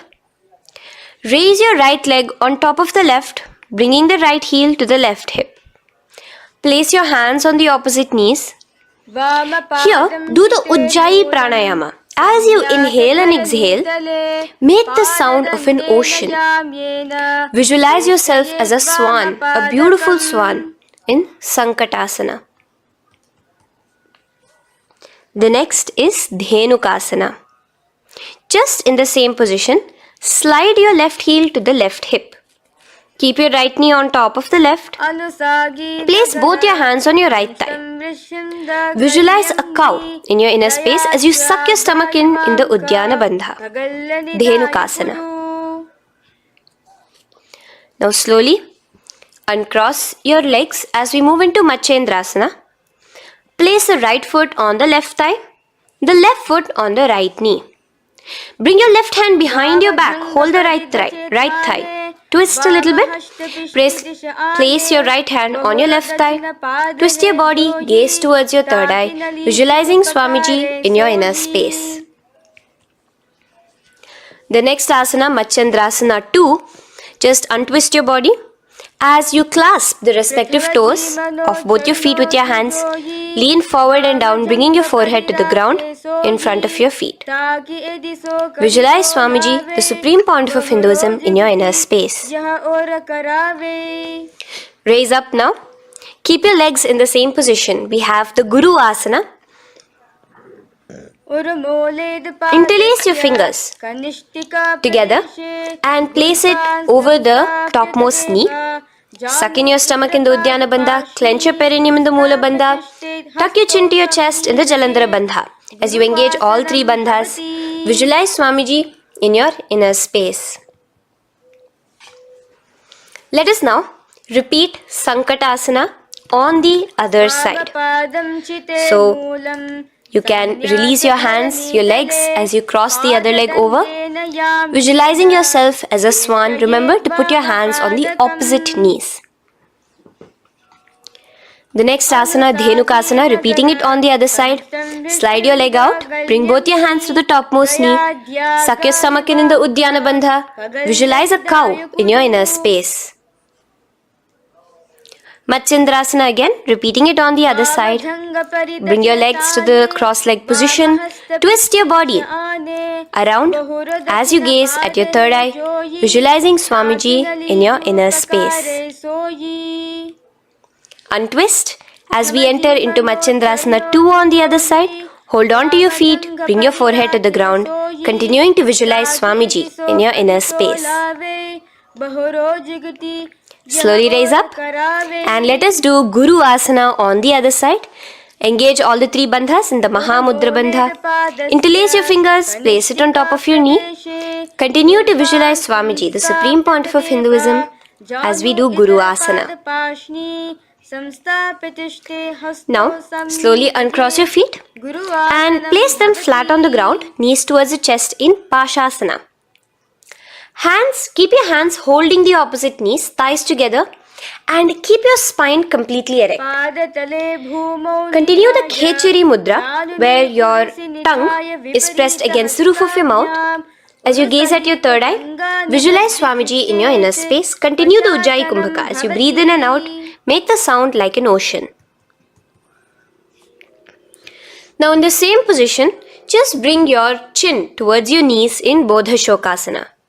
Lean forward, gazing at your nose, and visualize Swamiji, the abode of bliss in your inner space. Now raise up and bring your hands, uncross your hands, bring your hands underneath your knees, clasping the opposite elbows in Kurakatasana. Gaze at your nose, visualizing Swamiji in your inner space. Now, in the same position as Kurakatasana, just cross your ankles into Sumati Asana. Toes pointed upwards. Gaze at the nose. Visualize the great sage and Maharishi Sumati in your inner space. The next asana is Dandasana. Extend your feet out straight in front of you. Keep your arms straight above your head. Interlace the fingers from inside out. Let your wrists point outwards. Engage the Mahamudra Bandha, all the three bandhas. As you gaze at your nose in Dandasana, visualize Swamiji in your inner space. The next is Arambhasana. Now keeping your legs straight, release the Jalandhara Bandha and the Uddiyana Bandha, keeping your perineum clenched in Moola Bandha. Lean forward and down. Hold your big toes in the Prana Mudra with your index and middle fingers. Head to your knees. Do here the Nadi Shodhana Pranayama. Inhale through the left nostril, hold and exhale through the right. Visualize Swamiji in your inner space. The next is Bhidokasana. So, slightly raise your body up and bring your hands underneath your knees, extending your knees slightly up. Keep your heels a bit apart from each other and clasp your feet. Bring your shoulders down, wrapping your hands around your legs. Gaze towards your third eye, visualizing Swamiji in your inner space. So from here, let's enter into Jalandhari Pavasana. So you can actually remain in the same position, with your hands underneath your calves and just bring the soles of your feet together. You might want to bring your body closer. Place your head on top of your feet with the palms facing upwards on the ground. Gaze at your nose. Visualize Swamiji in your inner space. Now slowly bring your hands out from underneath and come to a seated position. Stretch your legs out as we enter into Urdhva Paschimottanasana. Here we have a new Kumbhaka, the Pratyahara Kumbhaka, where you will feel your breath coming from your Mooladhara Chakra up to the Brahmarandra above the Sahasrara. This is the Pratyahara Kumbhaka. In Urdhva Paschimottanasana, extend your legs out, lift one foot behind your neck and lean forward and down towards your foot, visualizing Swamiji in your inner space. Now, slowly, keeping your leg behind your neck, lay onto your back as we enter into Anantasana. Hold the foot from the top of the opposite hand. Visualize yourself as infinite, endless, eternal. Gaze at your nose in Anantasana. Just now, in the same position, roll onto your elbow of the hand holding the foot. Gaze at your nose, feeling in complete control like Swamiji in Ankushasana. Slowly remove the leg from behind your neck. Take a moment to stretch, relax. Lay on your back. Bring your knees towards your chest. Bring your hands around, encircling the thighs and the calves with your arms. Roll to the left and right in Drishasana, visualizing Swamiji in your inner space. The next asana is Urdhva Paschimottanasana. On the other side, let us repeat it. Raise up to a sitting position and bring the other foot behind your neck. Lean forward and down, clasping your foot. Repeating Anantasana on the other side, lay on your back, bring the opposite hand to the foot, gaze at your nose, and continuing to gaze at your nose, roll onto the elbow as we repeat Ankushasana on the other side. Now, you can release your foot and try to remain in the same position without removing the leg from behind your neck as you bring the other leg too to cross behind your neck with both your legs behind your head. Laying on your back, bring both your hands to clasp behind your back.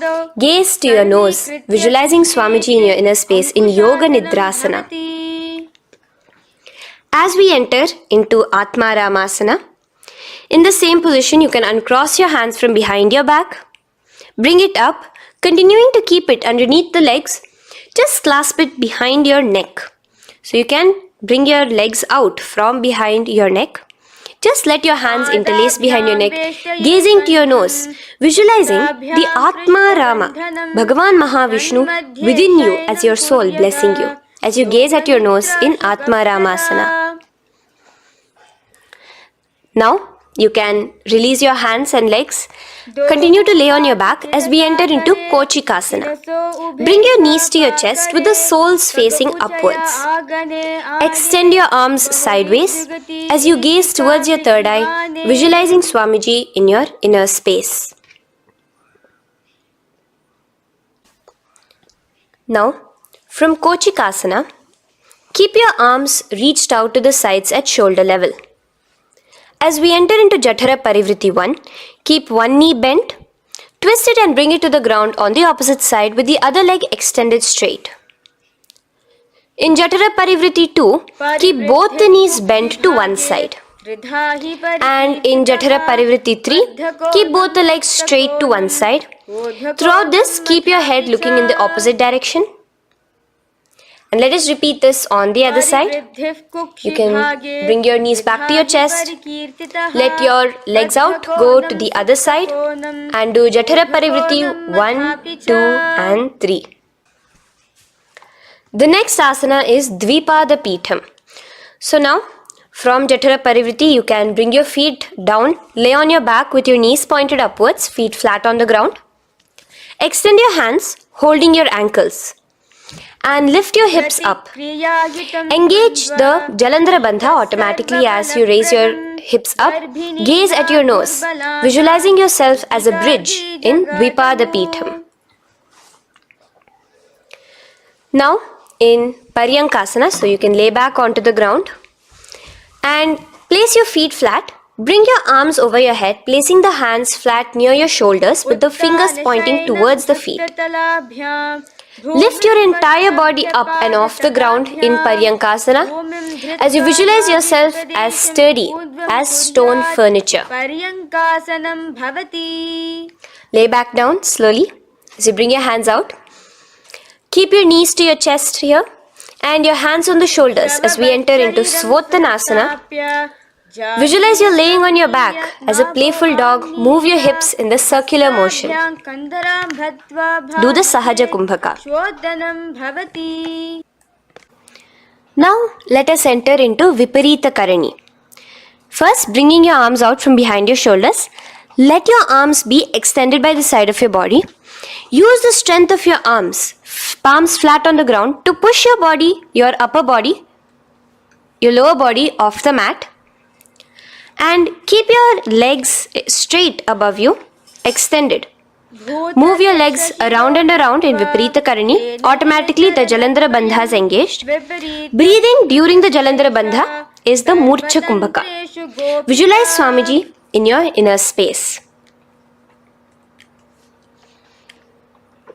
The next is Viparita Karani 2. In the same position, just stop the rotational movement of your legs. Visualize Swamiji in your inner space. Now, as we enter into Langalasana, just let your feet from the top rest onto the ground above your head. Interlace your fingers in the Parashu Mudra behind your body. Visualize yourself as a plow in Langalasana, continuing to engage the Jalandhara Bandha. भूमिं कर्षयेत् लङ्घलासनं भवति. Now, in Shaita Paschimottanasana, bring your hands out from behind your body and hold on to the toes above your head. Keep your legs and hands completely straight. Visualize Paramashiva as Shaita Paschimottanasana is one of the 84 different asanas directly revealed by Paramashiva himself. Continue to do the Murcha Kumbhaka, inhaling and exhaling with the Jalandhara Bandha. Clasping your toes now, spread your feet wide apart from each other in Supta Konasana. Visualize Swamiji in your inner space. Bring your feet back together as we enter into Chakrasana. Clasp your ankles, keeping your legs and hands completely straight above your head. Visualize yourself as a chakra, a wheel in Chakorasana. Now slowly rest your back onto the ground. Keep your legs raised up in Supta Prasarita Padangushtasana. Clasp the respective toes in the Prana Mudra with your index and middle fingers and spread your legs out wide apart from each other. Visualizing Swamiji in your inner space, restart the Ujjayi Kumbhaka where you're inhaling and exhaling, making the sound of an ocean. Bring your feet together in Supta Padangushtasana in the same position, continuing to visualize Swamiji in your inner space.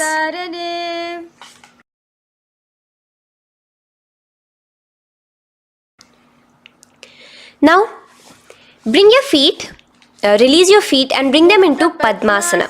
As you lay flat on your back in Matsyasana, hold the opposite elbows over your head, gazing at your nose. Visualize Matsyavatara, the fish form of Bhagavan Mahavishnu. Now in the same position, put one hand over the other, extend it straight above your head. As you visualize Lord Rama in your inner space, continue to gaze at your nose. Now, slowly bring your hands to your hips as we enter into Sarvangasana. Lift your hips and legs up into the sky, crossing your legs in Padmasana. Let your hands support you, your elbows on the floor. Do the Jalandhara Bandha as you gaze at your nose in Sarvangasana. Now, bring your hips back onto the ground in Vrishchikasana. So, in the Padmasana, just remove one foot alone. Keep one foot on the opposite knee as you pull the knee towards your face. Let your hands stretch out above your head, hooking forward as you raise your upper back off the ground, visualizing yourself as a scorpion in Vrishchikasana, gazing at your third eye. Do the Jalandhara Bandha, tucking in your chin to the chest. Now just switch your legs around as we repeat Vrishchikasana on the other side. Continuing to visualize yourself as a scorpion, gaze at your third eye. The next asana is Vrishapada Kshepasana. So come now to a complete flat position on your mat. Come down to a complete lying down position and interlace your fingers around your neck. Now raise both your feet off the ground. Extend one leg straight and the other knee to the chest in a bicycle motion. Alternate between extending and raising the knee again and again, bringing your opposite elbows to the respective knees. Visualize Swamiji in your inner space. Breathe in and out in the Sahaja. From Vrishapada Kshepasana, now lay flat onto the ground with your hands by your side as we enter into Marottanasana, where you will be lifting your legs one by one, touching the ears with your knees. Visualize Swamiji in your inner space. The next asana is Vrikasana. Now what you'll be doing is laying on your back. Bring the soles of your feet flat onto the ground. Stand up completely and lay back down. Visualize yourself as a wolf in Vrikasana.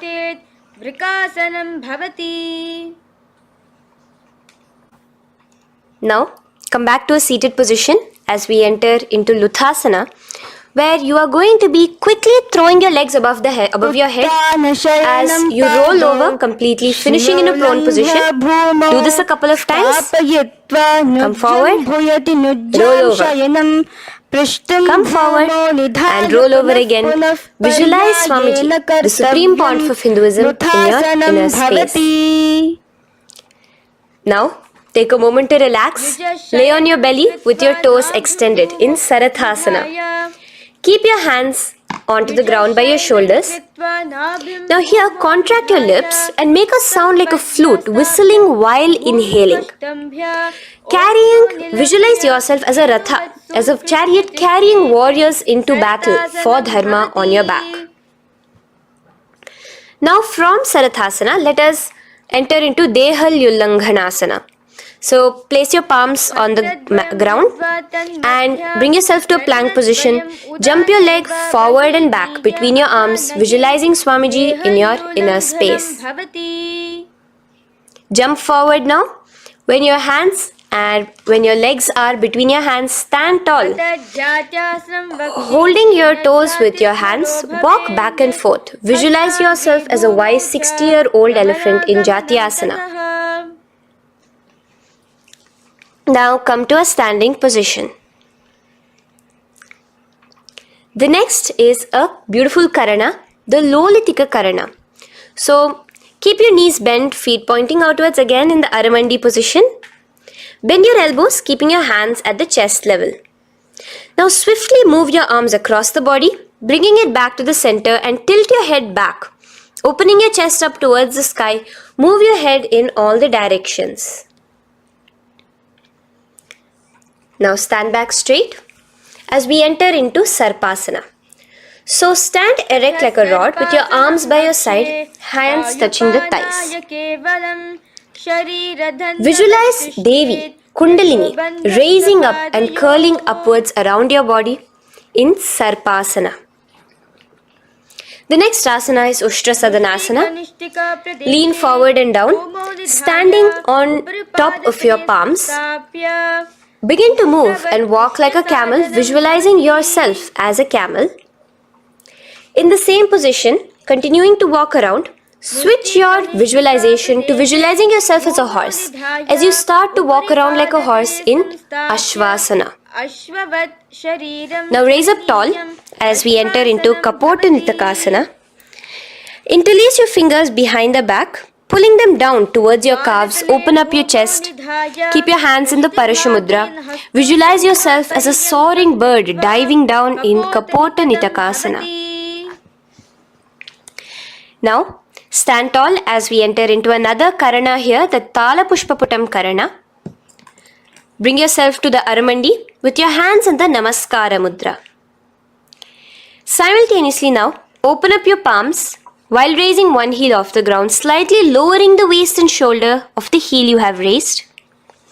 Visualize you're offering a bouquet of flowers to Paramashiva as you come back to a standing position, and repeat this on the other side. Let's do this a few times, offering flowers to Paramashiva. Now, come to a standing position. Stand straight and bring your hands together in the Namaskara mudra. Slightly lean forward. Visualize yourself as a rhinoceros. Your hand is the horn as you gaze at your nose in Khadgasana. The next asana is Utthanotthanam. So come to a standing position and sit down all the way as low as you can to the ground and stand up. Do this again. Sit down, stand up, and again. Sit down, stand up. As you gaze at your nose throughout this. The next asana is Musalasana. Now come back to a standing position. Raise your hands above your head, tall as you jump up and down repeatedly. Visualize yourself as a mace. Jump here in Musalasana. The next asana is Uchirshaka. So come back to a standing position. Pull the sole of one foot towards your belly. Now with the other leg, sit down and stand up. Release the leg. Pick the other leg up, pull it towards your belly, sit down and stand up in Uchirshaka as you visualize Swamiji in your inner space gazing at your nose. The next is a Karana, which we will be entering into, the Parshvajanu Karana. So again, bringing yourself to the Aramandi position, bend and lift one knee towards your chest, pointing the toes downwards. Keep your arm around the knee, holding it with the hand in a fist. Let the other hand hang down on the thigh, wrist twisted, fingers pointing inwards. This is the Parshvajanu Karana. Now slowly release as we enter into Tandavasana.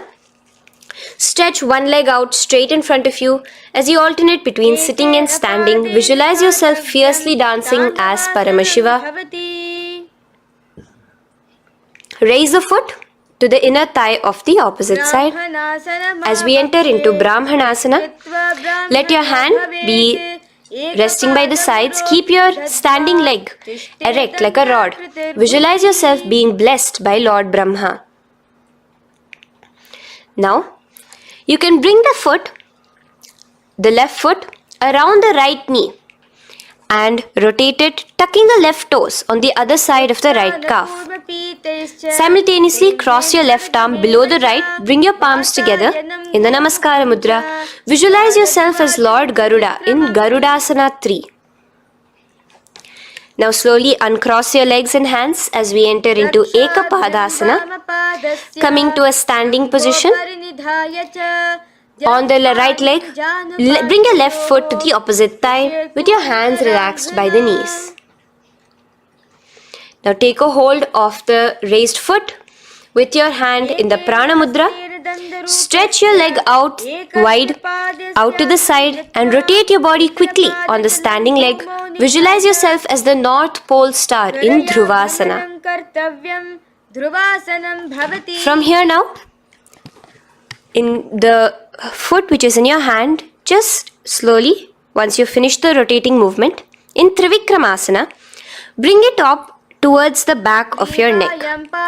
Stand as tall as you can and alternate between sitting and standing. Visualize Bhagavan Mahavishnu in your inner space. Now you can take the leg out from behind your neck and stand straight. As we repeat the Parshvajanu Karana on the other side, bring your knee up to your chest, clasp your knee in a fist while the other hand comes to the opposite thigh. Hold there for a second and stretch your leg out.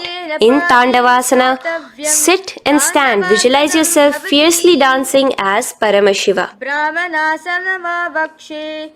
Bring the foot to the inner thigh, standing straight like a rod. Get your hands by your sides. Visualize yourself being blessed by Lord Brahma. In Brahmanasana on the other side. Move into Garudasana 3 on the other side as you rotate your leg over, your hand under. Visualize yourself as Lord Garuda. And uncross yourself as we move into Ekapadasana on the other side. Bring your foot to the inner thigh, to the root of the thigh, and stand straight.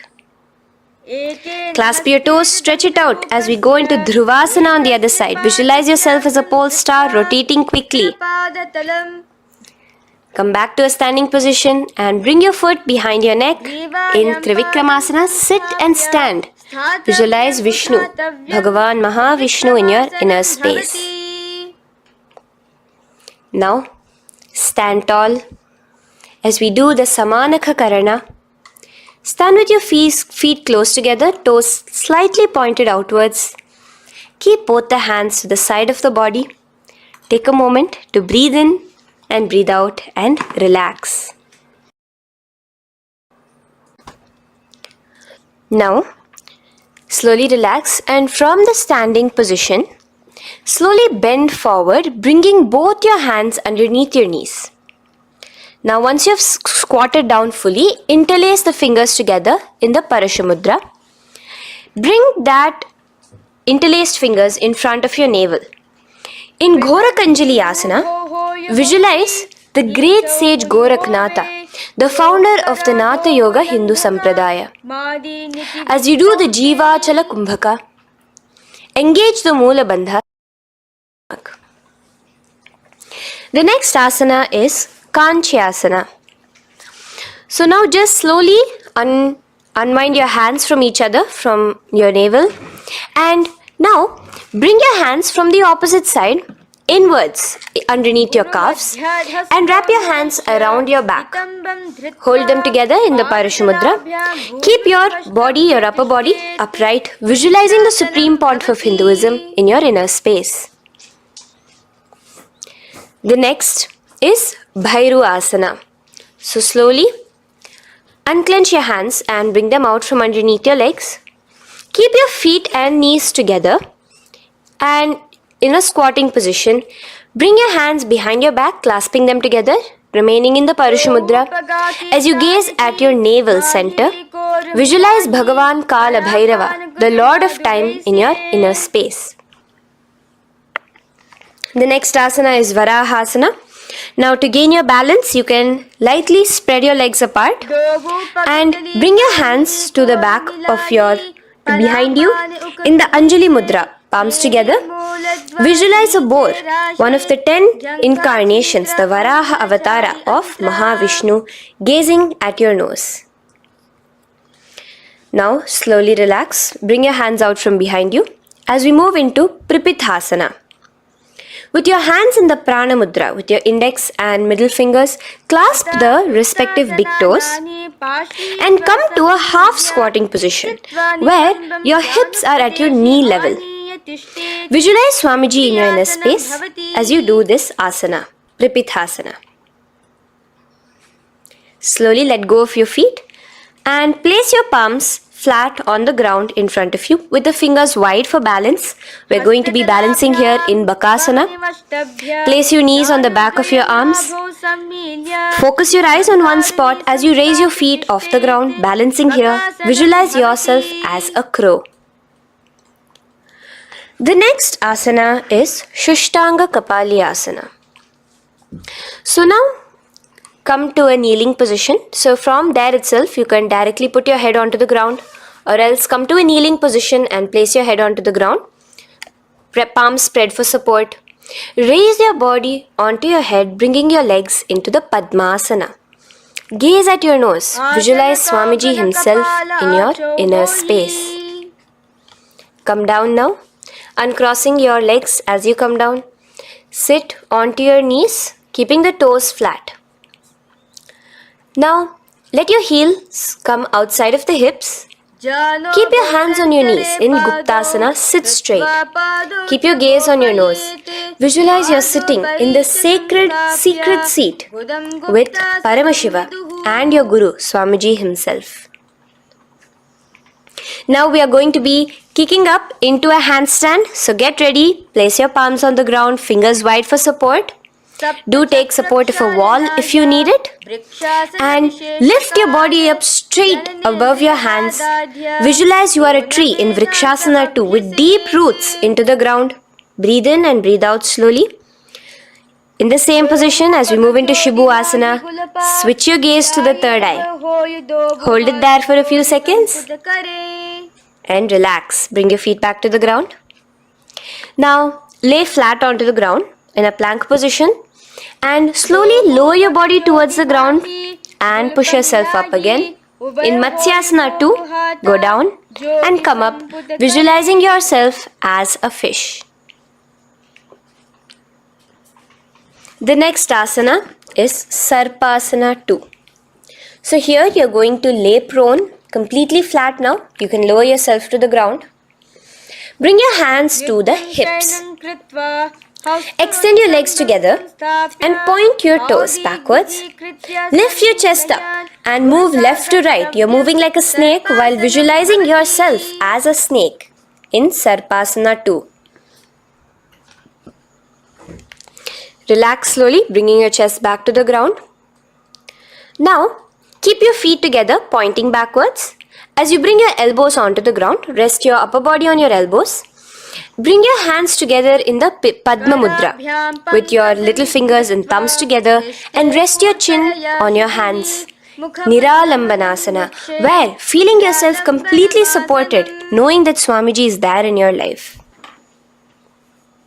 Now, slowly relax, place your palms on the ground beside your chest and push yourself up, your hands straight up completely. As you bend your knees, bringing your feet to touch the top of your head. Lean your neck back, touching your head with your tip of your toes.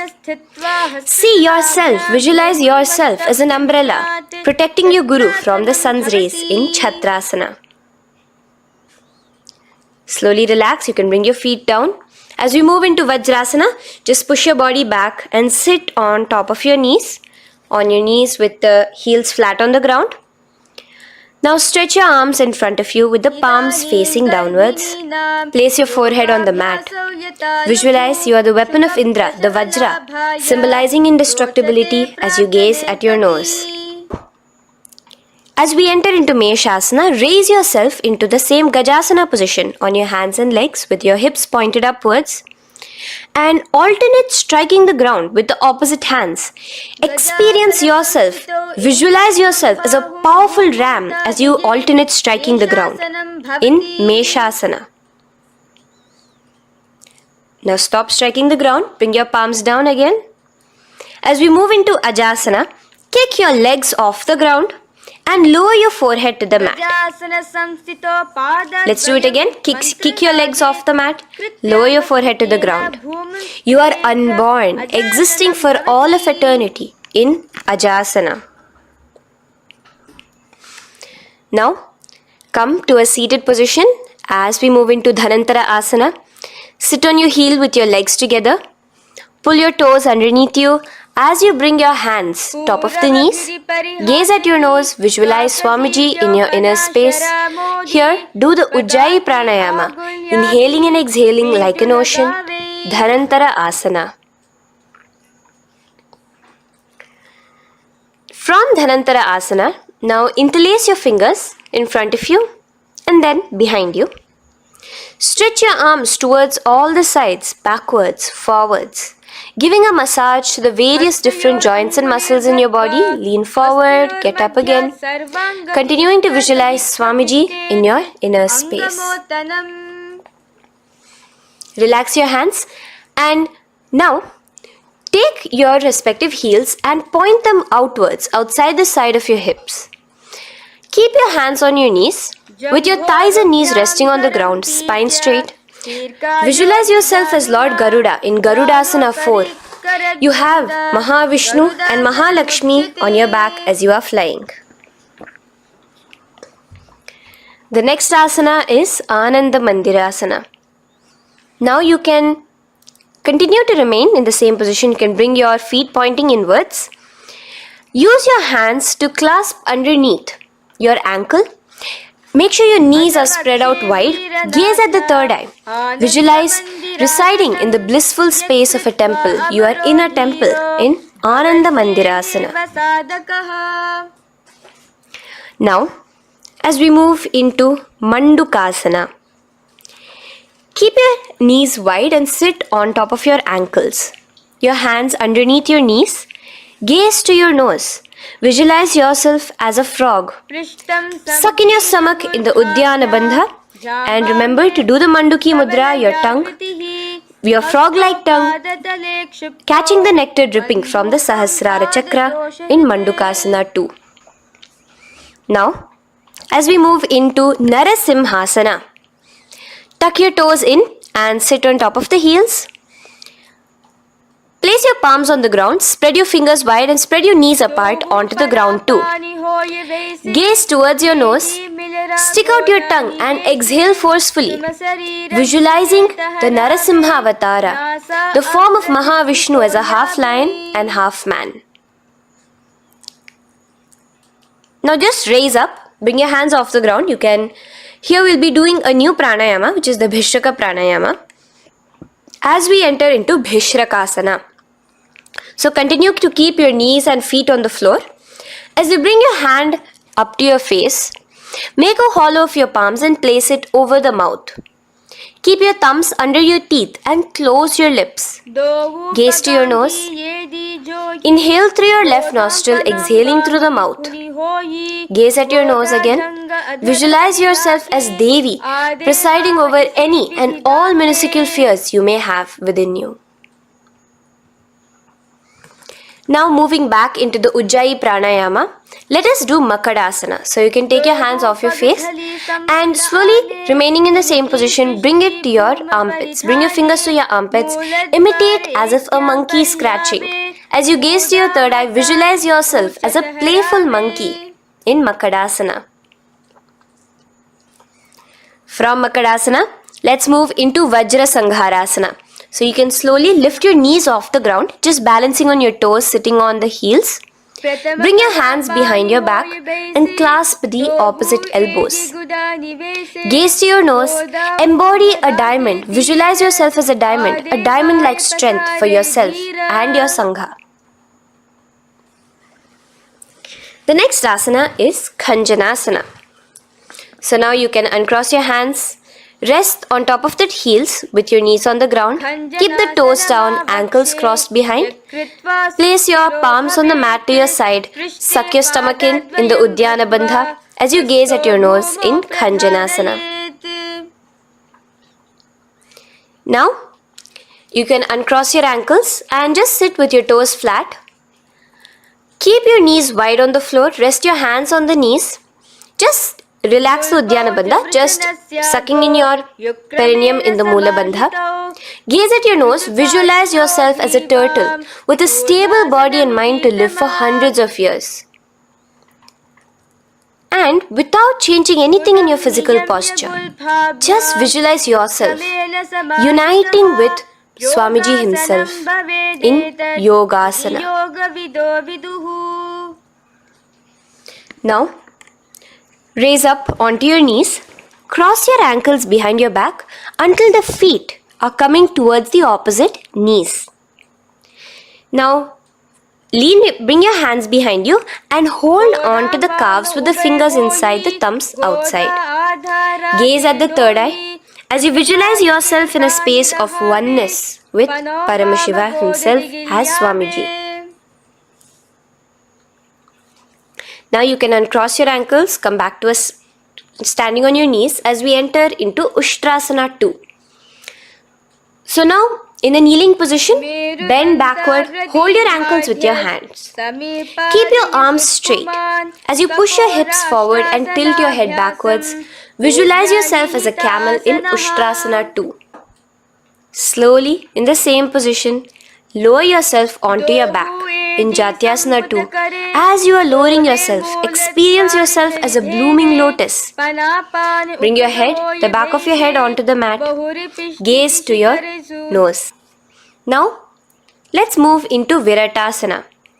So, try your best to do this without the support of your hands, but you can use your hand support if needed as you raise up from Jatyasana and back down.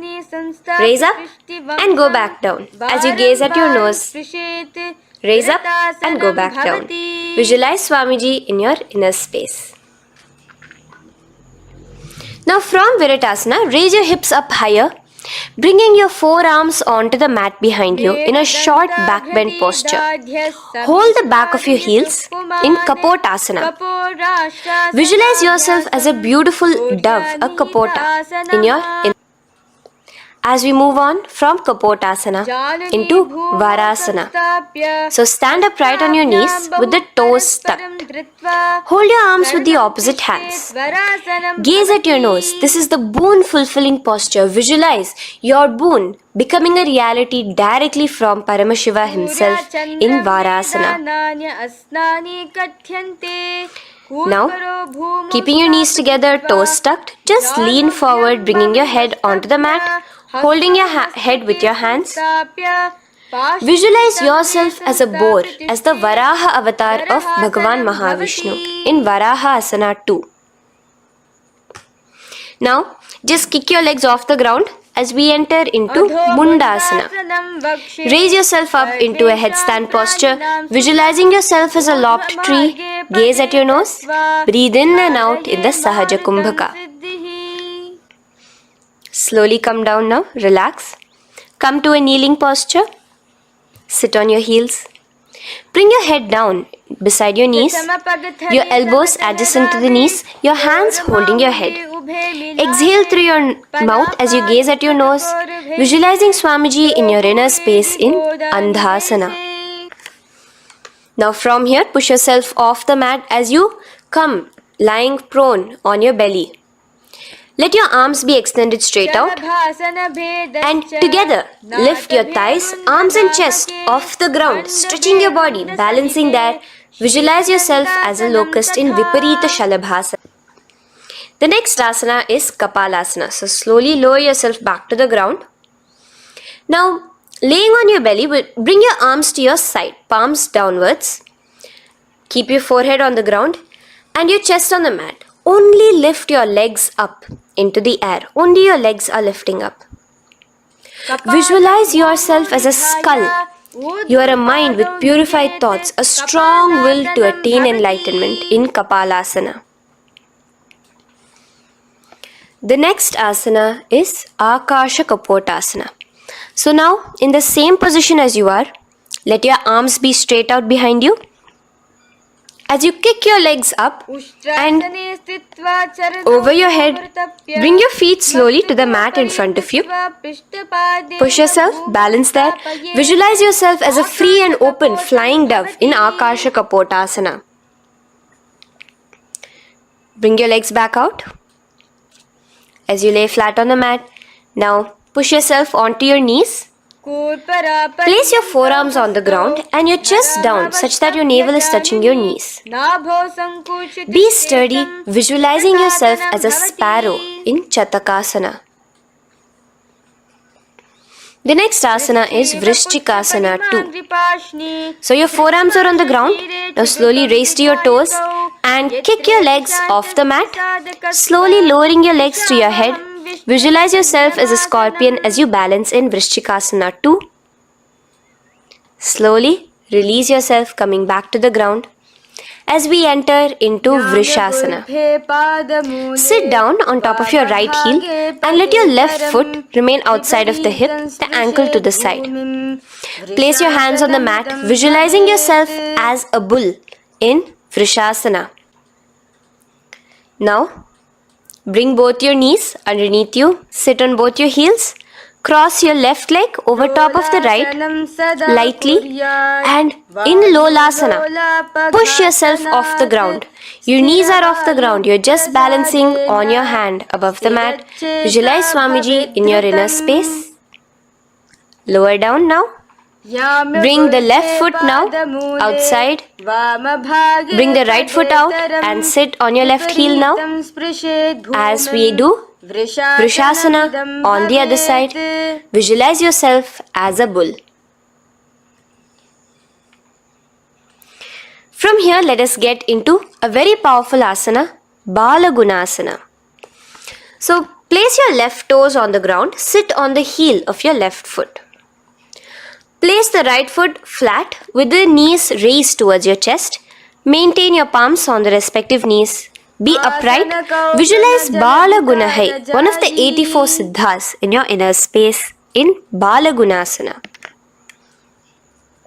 Now come to a squatting position. Let your feet be flat as you bring your elbows under your thighs and calves, wrapping it around your shins. Hold on to your ankles from the outside in Grahasana, visualizing yourself as an entire planet. Now you can unwrap yourself as you sit on top of the opposite heel in Balagunasana on the other side. Maintain your palms on the respective knees. Visualize Balagunahai, one of the 84 siddhas in your inner space. Now, sit upon both the toes with the heels up and knees off the mat, knees pointing forward. Now, keep your hands downwards on the respective knees. Keep your spine upright as you visualize Swamiji in your inner space in Utkatasana. The next asana is Vajra Sangharasana. Just spread your knees out wide in Utkatasana. Spread your knees out wide. Clasp the elbows behind your back. Visualize Swamiji in your inner space in Vajra Sangharasana too. The next asana is Anilasana. Now, sit with your feet hip width apart. Bring your hands under the soles of your feet from inside. Your palms facing downwards. Step onto your hands. Keep your arms straight, elbows together at the navel. Gaze to your nose. Visualize yourself able to consume and live off of air alone in Anilasana. The next is Padukasana. So from Anilasana, you can release your hands. Place the back of your hands on the mat with your fingers facing upwards. With your fingers facing towards your body, palms upwards. Step your feet on top of your hands and wrap your hands around your feet like a shoe. Walk around. Visualize you're wearing padukas, walking across the length and breadth of the world in Padukasana. Now bring your palms onto the ground. Stop moving around as we move into Kukutodana. Kick your feet up into the air and let them fall back down. Let's go up again and come down. Kick up and go down. Visualize yourself as a rooster in Kukutodana. The next is Viparita Nrityasana. So as you're kicking yourself up, you can go up into a complete handstand posture, which is Viparita Nrityasana. Do take support if needed. And move around on your two hands as if you are dancing in Viparita Nrityasana. Slowly come back down to a standing position. Lean forward and let your feet be slightly apart from each other. Bring one palm down on the mat with the arms straight. Bring the opposite hand to your head and be stable in Kunjarasana. Now just put that hand down as you bring the other hand to your head, repeating Kunjarasana on the other side. Be stable here.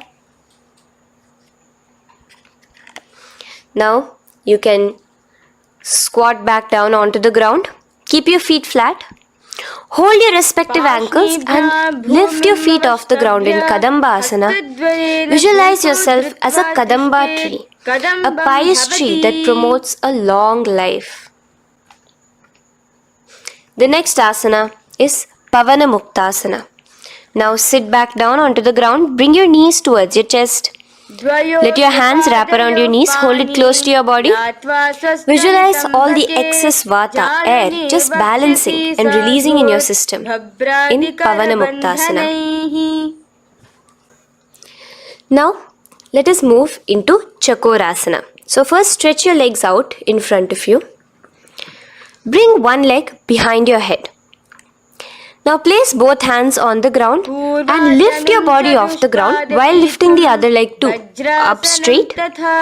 Visualize yourself as a powerful source of energy. Gaze at your third eye in Chakorasana. Slowly relax back down. Now hold your left toes with the left hand, index and middle fingers. Pull the foot to the left ear. We are entering into Dhanurasana 2. Extend your right leg out, keeping straight. Hold the big toe with your right hand. Visualize yourself as a bow in Dhanurasana 2. The next is Ashtavakrasana. So lift your left leg over top of the left shoulder. After releasing your hands, bring the right foot across and hook it on top of the left foot. Lean forward and down, keep your palms onto the ground. Extend your legs out to the left, lift your head up and chest. You're completely balancing only on your hands as you visualize yourself as a flying crane in Ashtavakrasana. Now slowly relax down. From here, bring your right foot to the left thigh and your left foot flat onto the ground. Knees raised up. Have your left shoulder underneath the respective leg and place your hands flat on the ground. Gaze towards your third eye. Visualize you are immortal, able to exist solely from prana alone in Pranasana. From here, moving into Parshva Matsyendrasana. Place your right foot at the root of the left thigh. Then the left leg by the side of the right knee. Hold the left leg by the right hand. Twist your body out. Remain steady here, gazing at the third eye. Visualize Matsyendranatha, the great Rishi, Yogi, master of Hatha Yoga, in your inner space. Now slowly unwind yourselves. As we repeat Chakorasana on the other side, lift the other leg behind your head. Place both your hands on the ground and keep your entire body off the ground straight up. Gaze at your third eye, visualizing yourself as a powerful source of energy. Now relax back onto the ground. Let's repeat Dhanurasana 2 on the other side. Clasp your respective hands with the feet. Pull one foot back, the other foot extended forward. Visualizing yourself as a bow. Release your feet as you cross them over each other, over top the shoulder in Ashtavakrasana on the other side. Raise off the ground. Visualize yourself as a flying crane. The next asana, we'll be repeating Pranasana on the other side. Bring the right foot to the left thigh. Bring your hands onto the ground with the knee raised. Gaze at your third eye, visualizing yourself able to live off just prana, just air alone. And relax as we do Parshva Matsyendrasana on the other side. Twist yourself, visualizing Matsyendranatha, gaze towards your third eye.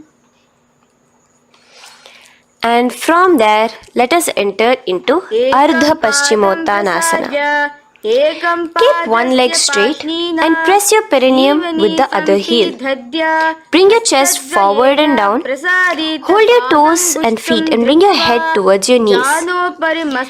Here in Ardha Paschimottanasana, visualize Swamiji in your inner space.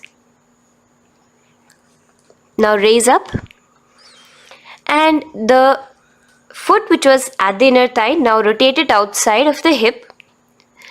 Now hold the sole of your other foot and lift your leg up towards your forehead.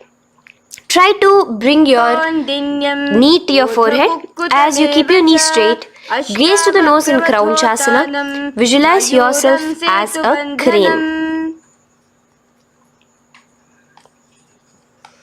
Now slowly relax down your leg. Now the leg that is now straight, you can bring it to the inner thigh as you straighten out the other leg. As we repeat, Ardha Paschimottanasana on the other side. Lean forward and down, clasping your foot. Bring your forehead to your knee. Visualize Swamiji in your inner space. Slowly raise up. Place your right ankle outside of the hip now. Hold the sole of the left foot, lifting the leg up towards your forehead. Stretch yourself there. Gaze at the tip of your nose. Visualize yourself as a crane in Kraunchasana on the other side. Now, from here, bring the soles between the thighs and calves. So once you have relaxed yourself, bring your soles between the thighs and calves. Keep your spine straight, palms resting on your knees. Visualize a swastika, embodying peace, well-being, good fortune and prosperity as you gaze at your nose in swastikasana. Now without changing anything about your position, just take your hands alone. Cover the respective heels with your hands in Gorakshasana as you tuck your chin to your chest in Jalandhara Bandha. Gaze at your nose. Visualize the great Rishi Gorakhnatha, the founder of the Natha Yoga Hindu order. Now release the Jalandhara Bandha. Continue to keep the Mula Bandha engaged throughout the whole sequence. As you raise one foot to the opposite thigh, bring your hands to your face in the Shanmukhi Mudra, closing your eyes with your index finger, nose with the middle finger, ears with the thumbs. Gaze at your third eye as you meditate on Swamiji himself, the Supreme Pontiff of Hinduism. Now release the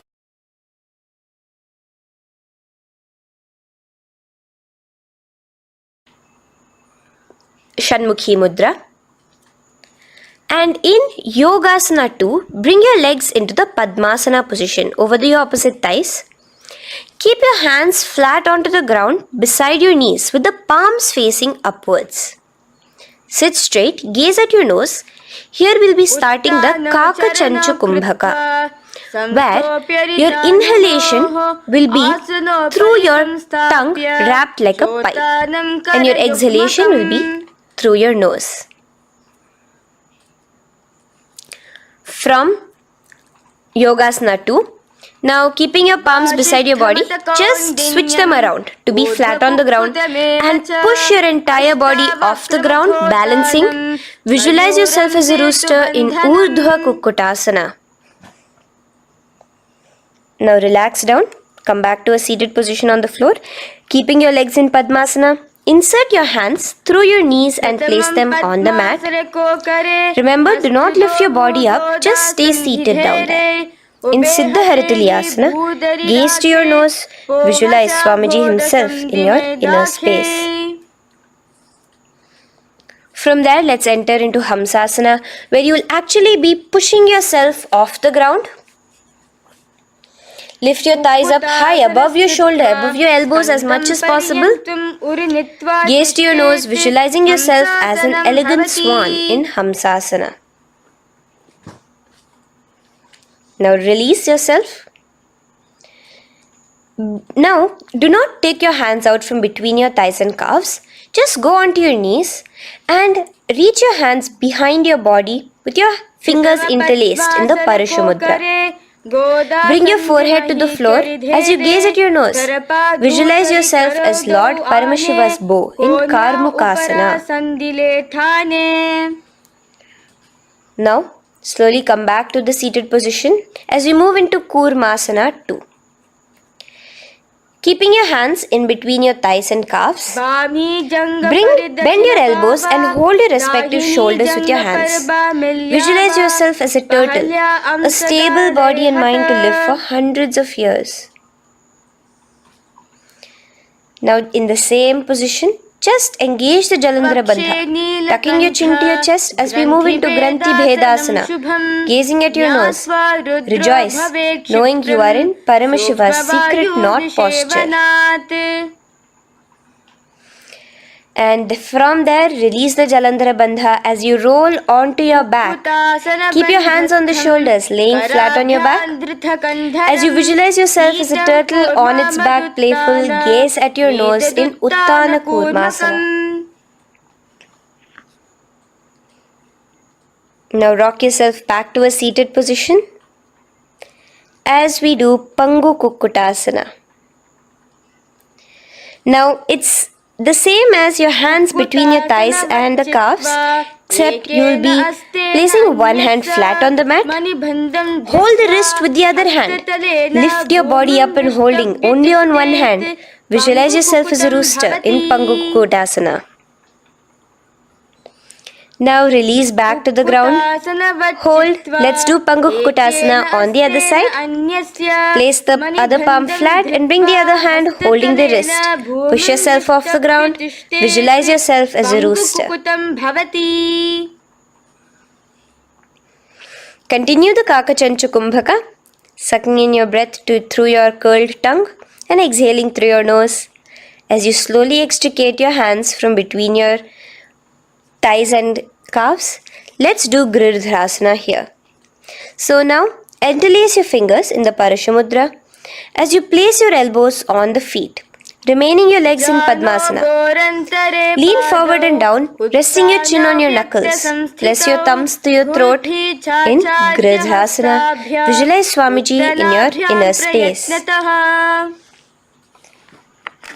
From there now, sit straight into Padmasana 3. So with your legs in Padmasana, bring one hand over the other near your navel center.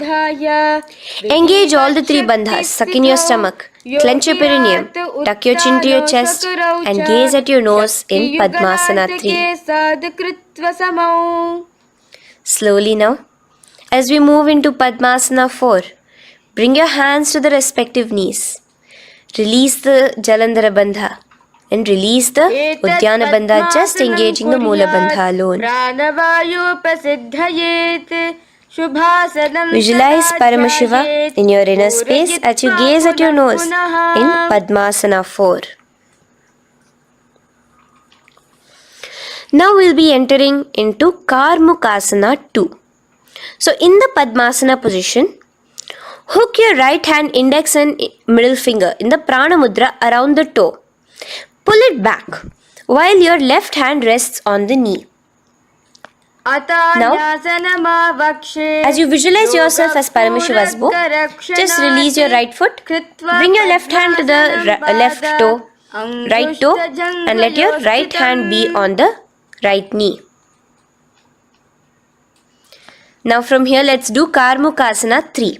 So you can release your toes, cross your hands behind your back, continue to keep your legs in Padmasana, and with your respective hands, cross behind your back. Hold on to the toes in the Prana Mudra. Engage all the three bandhas, suck in your stomach, clench your perineum, tuck your chin to your chest. Visualize yourself as Paramashiva's bow in Karmukasana 3. Slowly relax the bandhas, just keeping the Moola Bandha. Continue to hold on to your toes.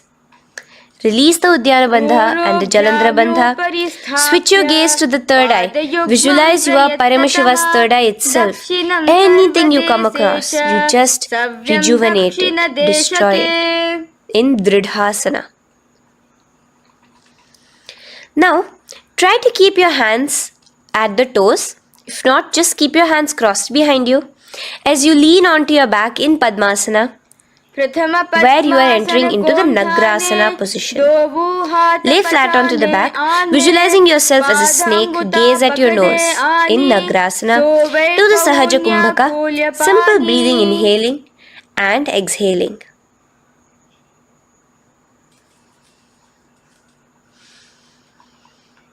Now bring your knees to your chest.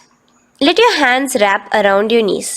Slowly uncross your Padmasana and bring your knees to your chest. Bring your hands to the Parashamudra, the fingers interlocked on top of your knees. As you pull your chin up to your knees, visualize yourself as a ball in Kandukasana. Now relax. Bring your feet onto the ground. the knees pointed upwards in Urdhva Pavanasana. As you interlace your fingers, bring the interlaced fingers behind your head. Laying down, gaze at your nose in Urdhva Pavanasana. The next asana is Marakata Pithasana. Now, from behind your head, take your hands out and clasp onto your feet. Just step lightly onto your palms. As you push your hips up into the sky, automatically engaging the Jalandhara Bandha. Visualize yourself as a powerful alpha ape in Marakata Pithasana. In the same position now, bring your hands to your hips as we enter into Uttanashiki Pitakasana. Let your weight rest on your elbows as you stretch your legs out straight. Gaze at the nose. Visualize Swamiji in your inner space. From there, continuing to rest on your elbows, kick your feet up high into the sky in Narakasana. Stretch your palms out behind you, flat on the ground. Balance there. Visualize yourself blissfully traveling through hell unscathed in Narakasana. Bring your hands to your hips now as we move into Tiryanavkasana. Angling your legs down at an angle, visualize yourself as a boat crossing the ocean of samsara in Tiryanavkasana. Now from there, come back straight as we enter into Dhwajasana. Keep your legs up high above your body, your hands stretched out down behind you. As you push yourself up, visualize where Kailasa's flag respected across all nations in Dhwajasana. Hold there for a few seconds and relax now. Flat onto the ground. Palms slightly away from your body. Do not move at all in Mritasana. Your body is dead. Visualize that. Visualize the Supreme Pontiff of Hinduism liberating you. Let your awareness travel to all the parts of your body in the Shakti Chalan Mudra as we do Mritasana.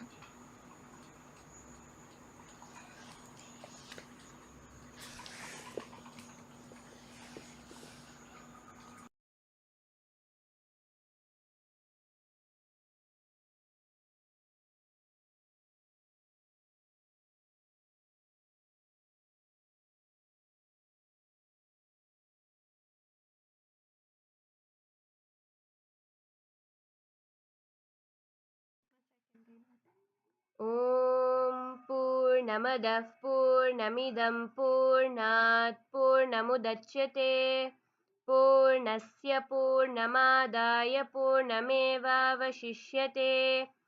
Om Shanti Shanti Shantihi. Harihi Om Tat Sat. Sarvam Bhagavat Shri Nithyananda Paramashiva Padukarpanamastu. Om Nithyanandam.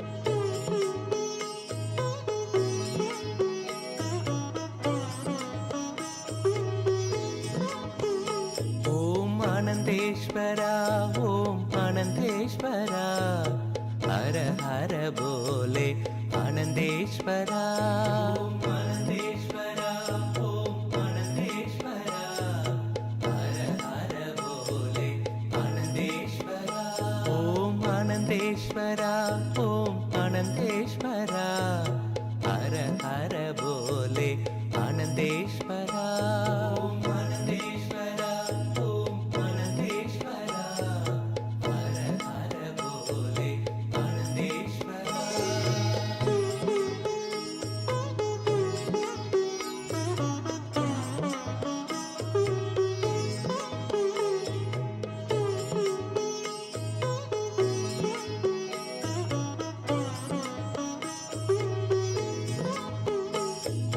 Rameshwara नित्य रामेश्वरा, हर हर बोले आनंदेश्वरा, रामेश्वरा नित्य रामेश्वरा, हर हर बोले आनंदेश्वरा, रामेश्वरा नित्य रामेश्वरा, हर हर बोले आनंदेश्वरा, रामेश्वरा नित्य रामेश्वरा, हर हर बोले आनंदेश्वरा.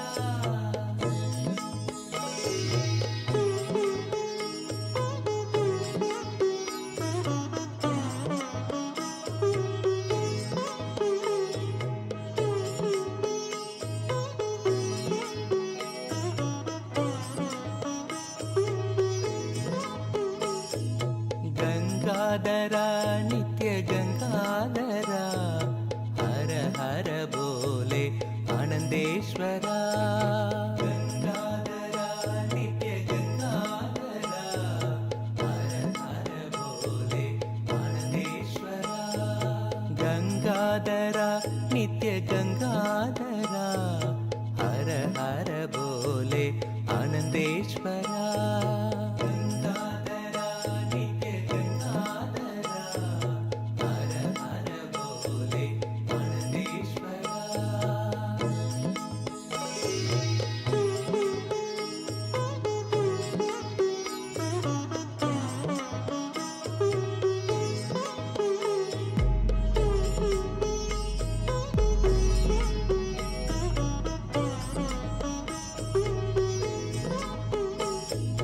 जटाधरा नित्य जटाधरा, हर हर बोले आनंदेश्वरा, जटाधरा नित्य जटाधरा, हर हर बोले आनंदेश्वरा, जटाधरा नित्य जटाधरा, हर हर बोले आनंदेश्वरा, जटाधरा नित्य जटाधरा, हर हर बोले आनंदेश्वरा.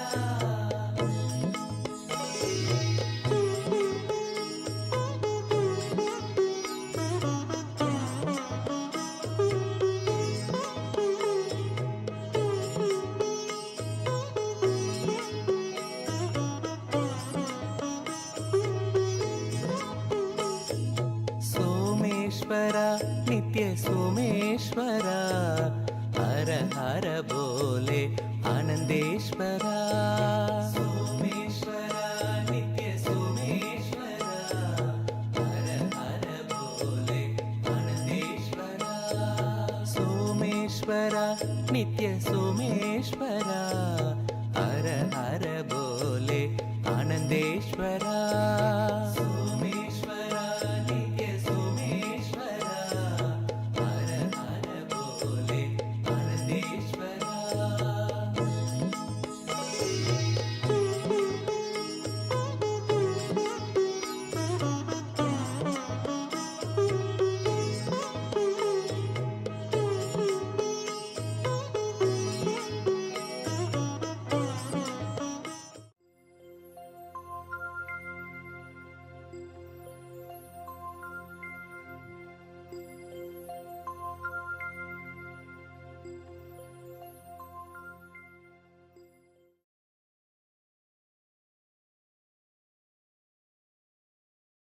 Nithyananda Sukadam केवलज्ञानमूर्तिम् द्वन्द्वातीतं सदृशम् तत्त्वमस्यादिलक्ष्यम् एकं नित्यं विमलमचलम् सर्वदी साक्षिभूतम् भावातीतं त्रिगुणरहितं सद्गुरुं तं Namami. Nithyanandam to all the participants who have joined us today for the Paramashivoham program. And we all just finished the powerful yoga. And today we will actually be blessed with the darshan of Bhagavan Lingodbhava Murti. We will be learning about supremacy. Okay, before we go into that, today is actually where you're going to understand that you are Paramashiva. You are going to experiencing that you are Paramashiva. Yes. So, all participants, suppose how was the Nithyananda yoga for each and every one of you? Whether this is the Prathama Vinyasa Krama, the first 108 asanas, or the Dvitiya Vinyasa Krama, what breakthrough did you have in today's yoga? How did you experience the Nithyananda yoga? Ma Sivang, Ma Shaman News? Yes, Nithyanandam to each one of you, and also for those participants who are seeing us from YouTube, Nithyanandam to you too. Okay, so how was the yoga for all of you? Great.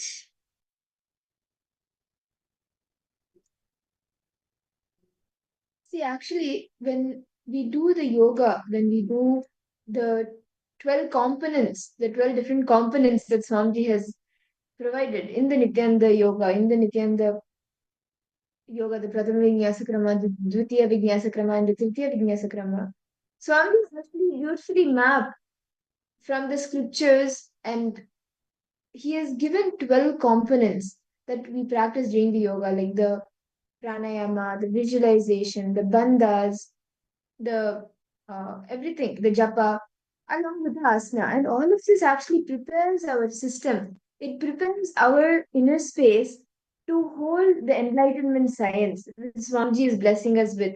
All the deep sciences, the great teachings of Hinduism that Swamiji is blessing us all with. And as we learn about how we can have the space of conscious sovereignty, how we can experience the space, let's begin our day with an exciting round of power manifestation where we will be manifesting the power of third eye reading. Participants to take a moment and bring your eye bands. We will be doing a few rounds, and in this today in the class, see images. Me and Maharija, we will be projecting images for all of you on the screen. And blindfolded, you will be seeing what image is being projected. It could be the size, the shape, the object, whatever it is, the colors in the image that we project. Secondary request, please take a minute to bring your blindfolds and tie your eyes. Please get your blindfolds and come. We're going to do a very beautiful power manifestation today. But for it,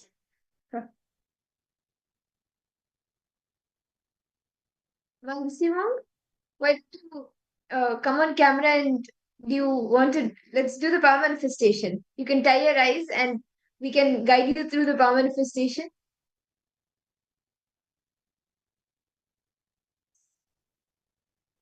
Because all participants, so please come. So, very beautiful. Let's now listen to what, as all the participants, all of you are gathering your eye bands for the power manifestation. Let's listen to the Shastra Pramana, the scriptural reference Paramashiva was given about this power. Very beautifully in the Vignan Bhaira Tantra, Paramashiva says, Kapalatan Manonyasa Tishtan Militalochanaha Kramena Manasodardhyat Lakshaye Lakshamuttamam. He says very beautifully that when you when you concentrate on the inner space within the crown center, and when you're sitting stably without any movement, having eyes closed in succession, by that stability of the mind and inner space, through the forward of the third eye, one then sees the ultimate goal Laksham by having vision beyond sight that reveals any object or place at the space of oneness with the source Paramashiva. And upon even Bhagwan Krishna experiences the same thing, where actually Arjuna seeks Krishna's Vishwarupa darshan, and at that point of time, Krishna says to Arjuna, Divyam dadamite chakshuhu pashyame yogameshwaram. It is only one third. Behold my cosmic vision. So with that only you can see my cosmic form. And if Swamiji at the age of 12 experienced the same thing while sitting in Paulakunda rock, Swamiji was meditating the secrets of Advaita and pain. And it's an experience with Swamiji where he was able to see around him, above him. The vision Swamiji is able to feel, not just that, he was able to feel all that has him. So with belief, let's not enter into the power manifestation as right. All of us are in a beautiful space to manifest Paramashiva. As we did in yoga, right? The best you can do to yourself, the best you can do to your physiology, to your biology is doing a power manifestation right after the yoga. So let's now start the power manifestation. So if all of you please close your eyes. Yes, Nithyananda, Ma Sumati Shanmugam. Ma Sumati Shanmuganathan, Nithyananda. Ma. Okay, how are you? How's the yoga? Yes. And Johnny, we are starting the power manifestation now. You can bring your eyebrow and tie your eyes, ma. And we saw images.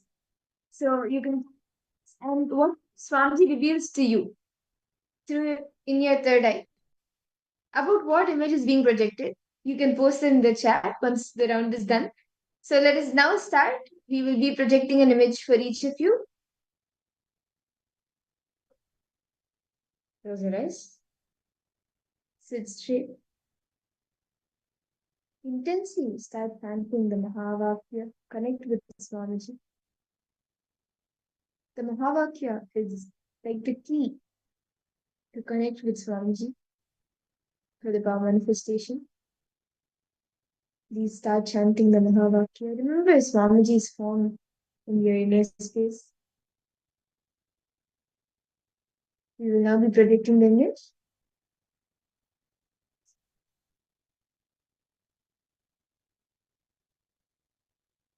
Yes.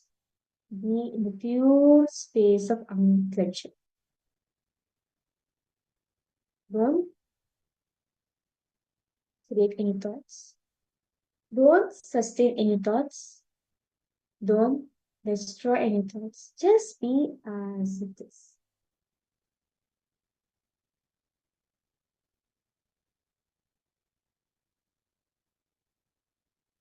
Relax yourself. Settle down. Inhale and exhale as deeply as possible and as slowly as possible.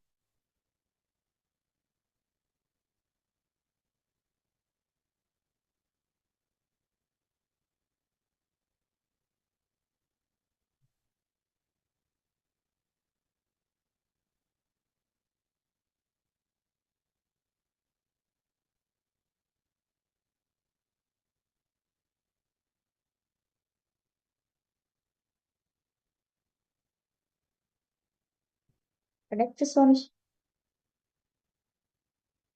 Now, is being projected for all the participants. Start seeing the image through your third eye. Whatever is revealed to you, start verbalizing it. It could be the object, the color, the size of the things in the image. Could be anything. The colors. Start every detail. See every detail and verbalize everything that Swamiji should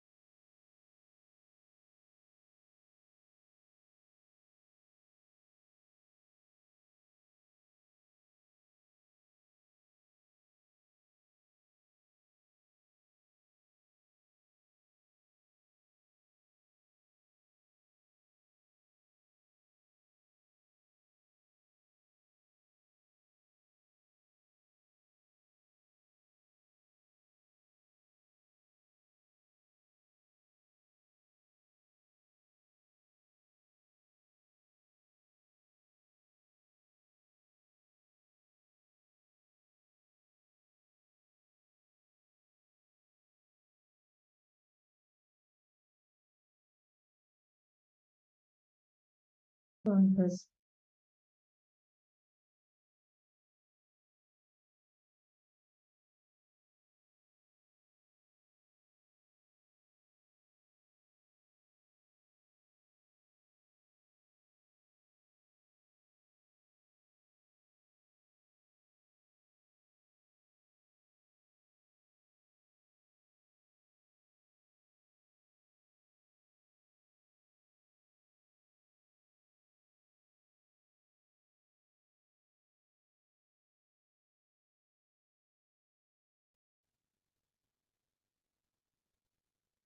please relax.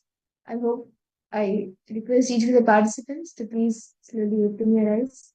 You can remove the icon. And now read out in the chat what Swamiji revealed to you in the third eye. What were you able to see as the image being projected? Malasi Wong, Masumati Shanmugam, Shema News.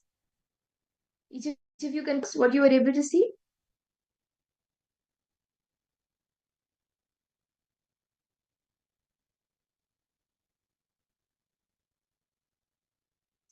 We request even the participants on YouTube. We request you two to post.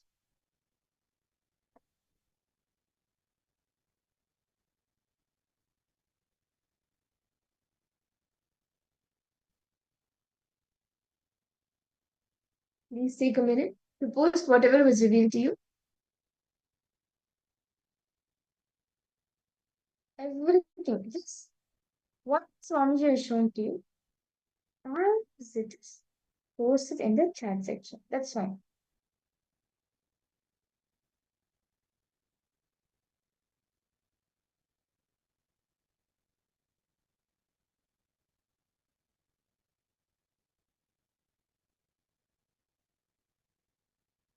You're able to see colors, that's also great. Anything is fine.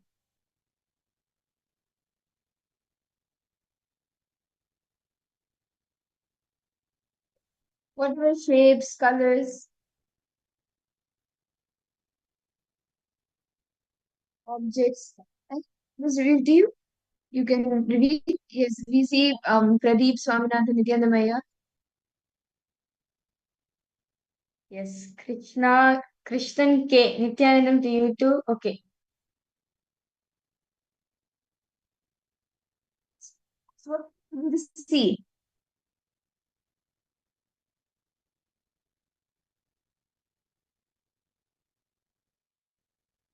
Okay, let's reveal the answer now.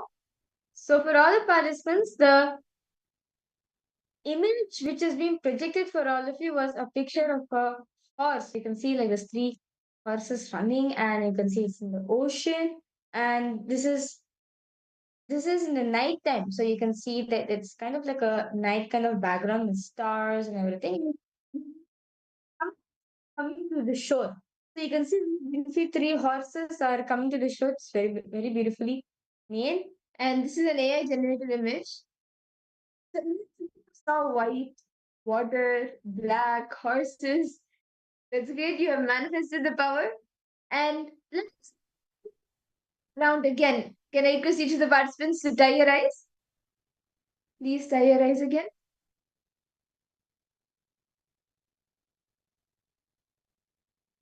See on participate. Some participants, for those of you who have joined, participants who don't know about it.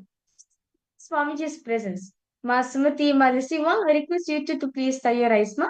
See, that's fine. I understand that for some of you, like for Ma Sumati, it'll be like late for you. It's fine, no problem. Participate in the program, ma, you participate, you'll see, you'll experience lots of breakthrough within yourself. So, please close your eyes.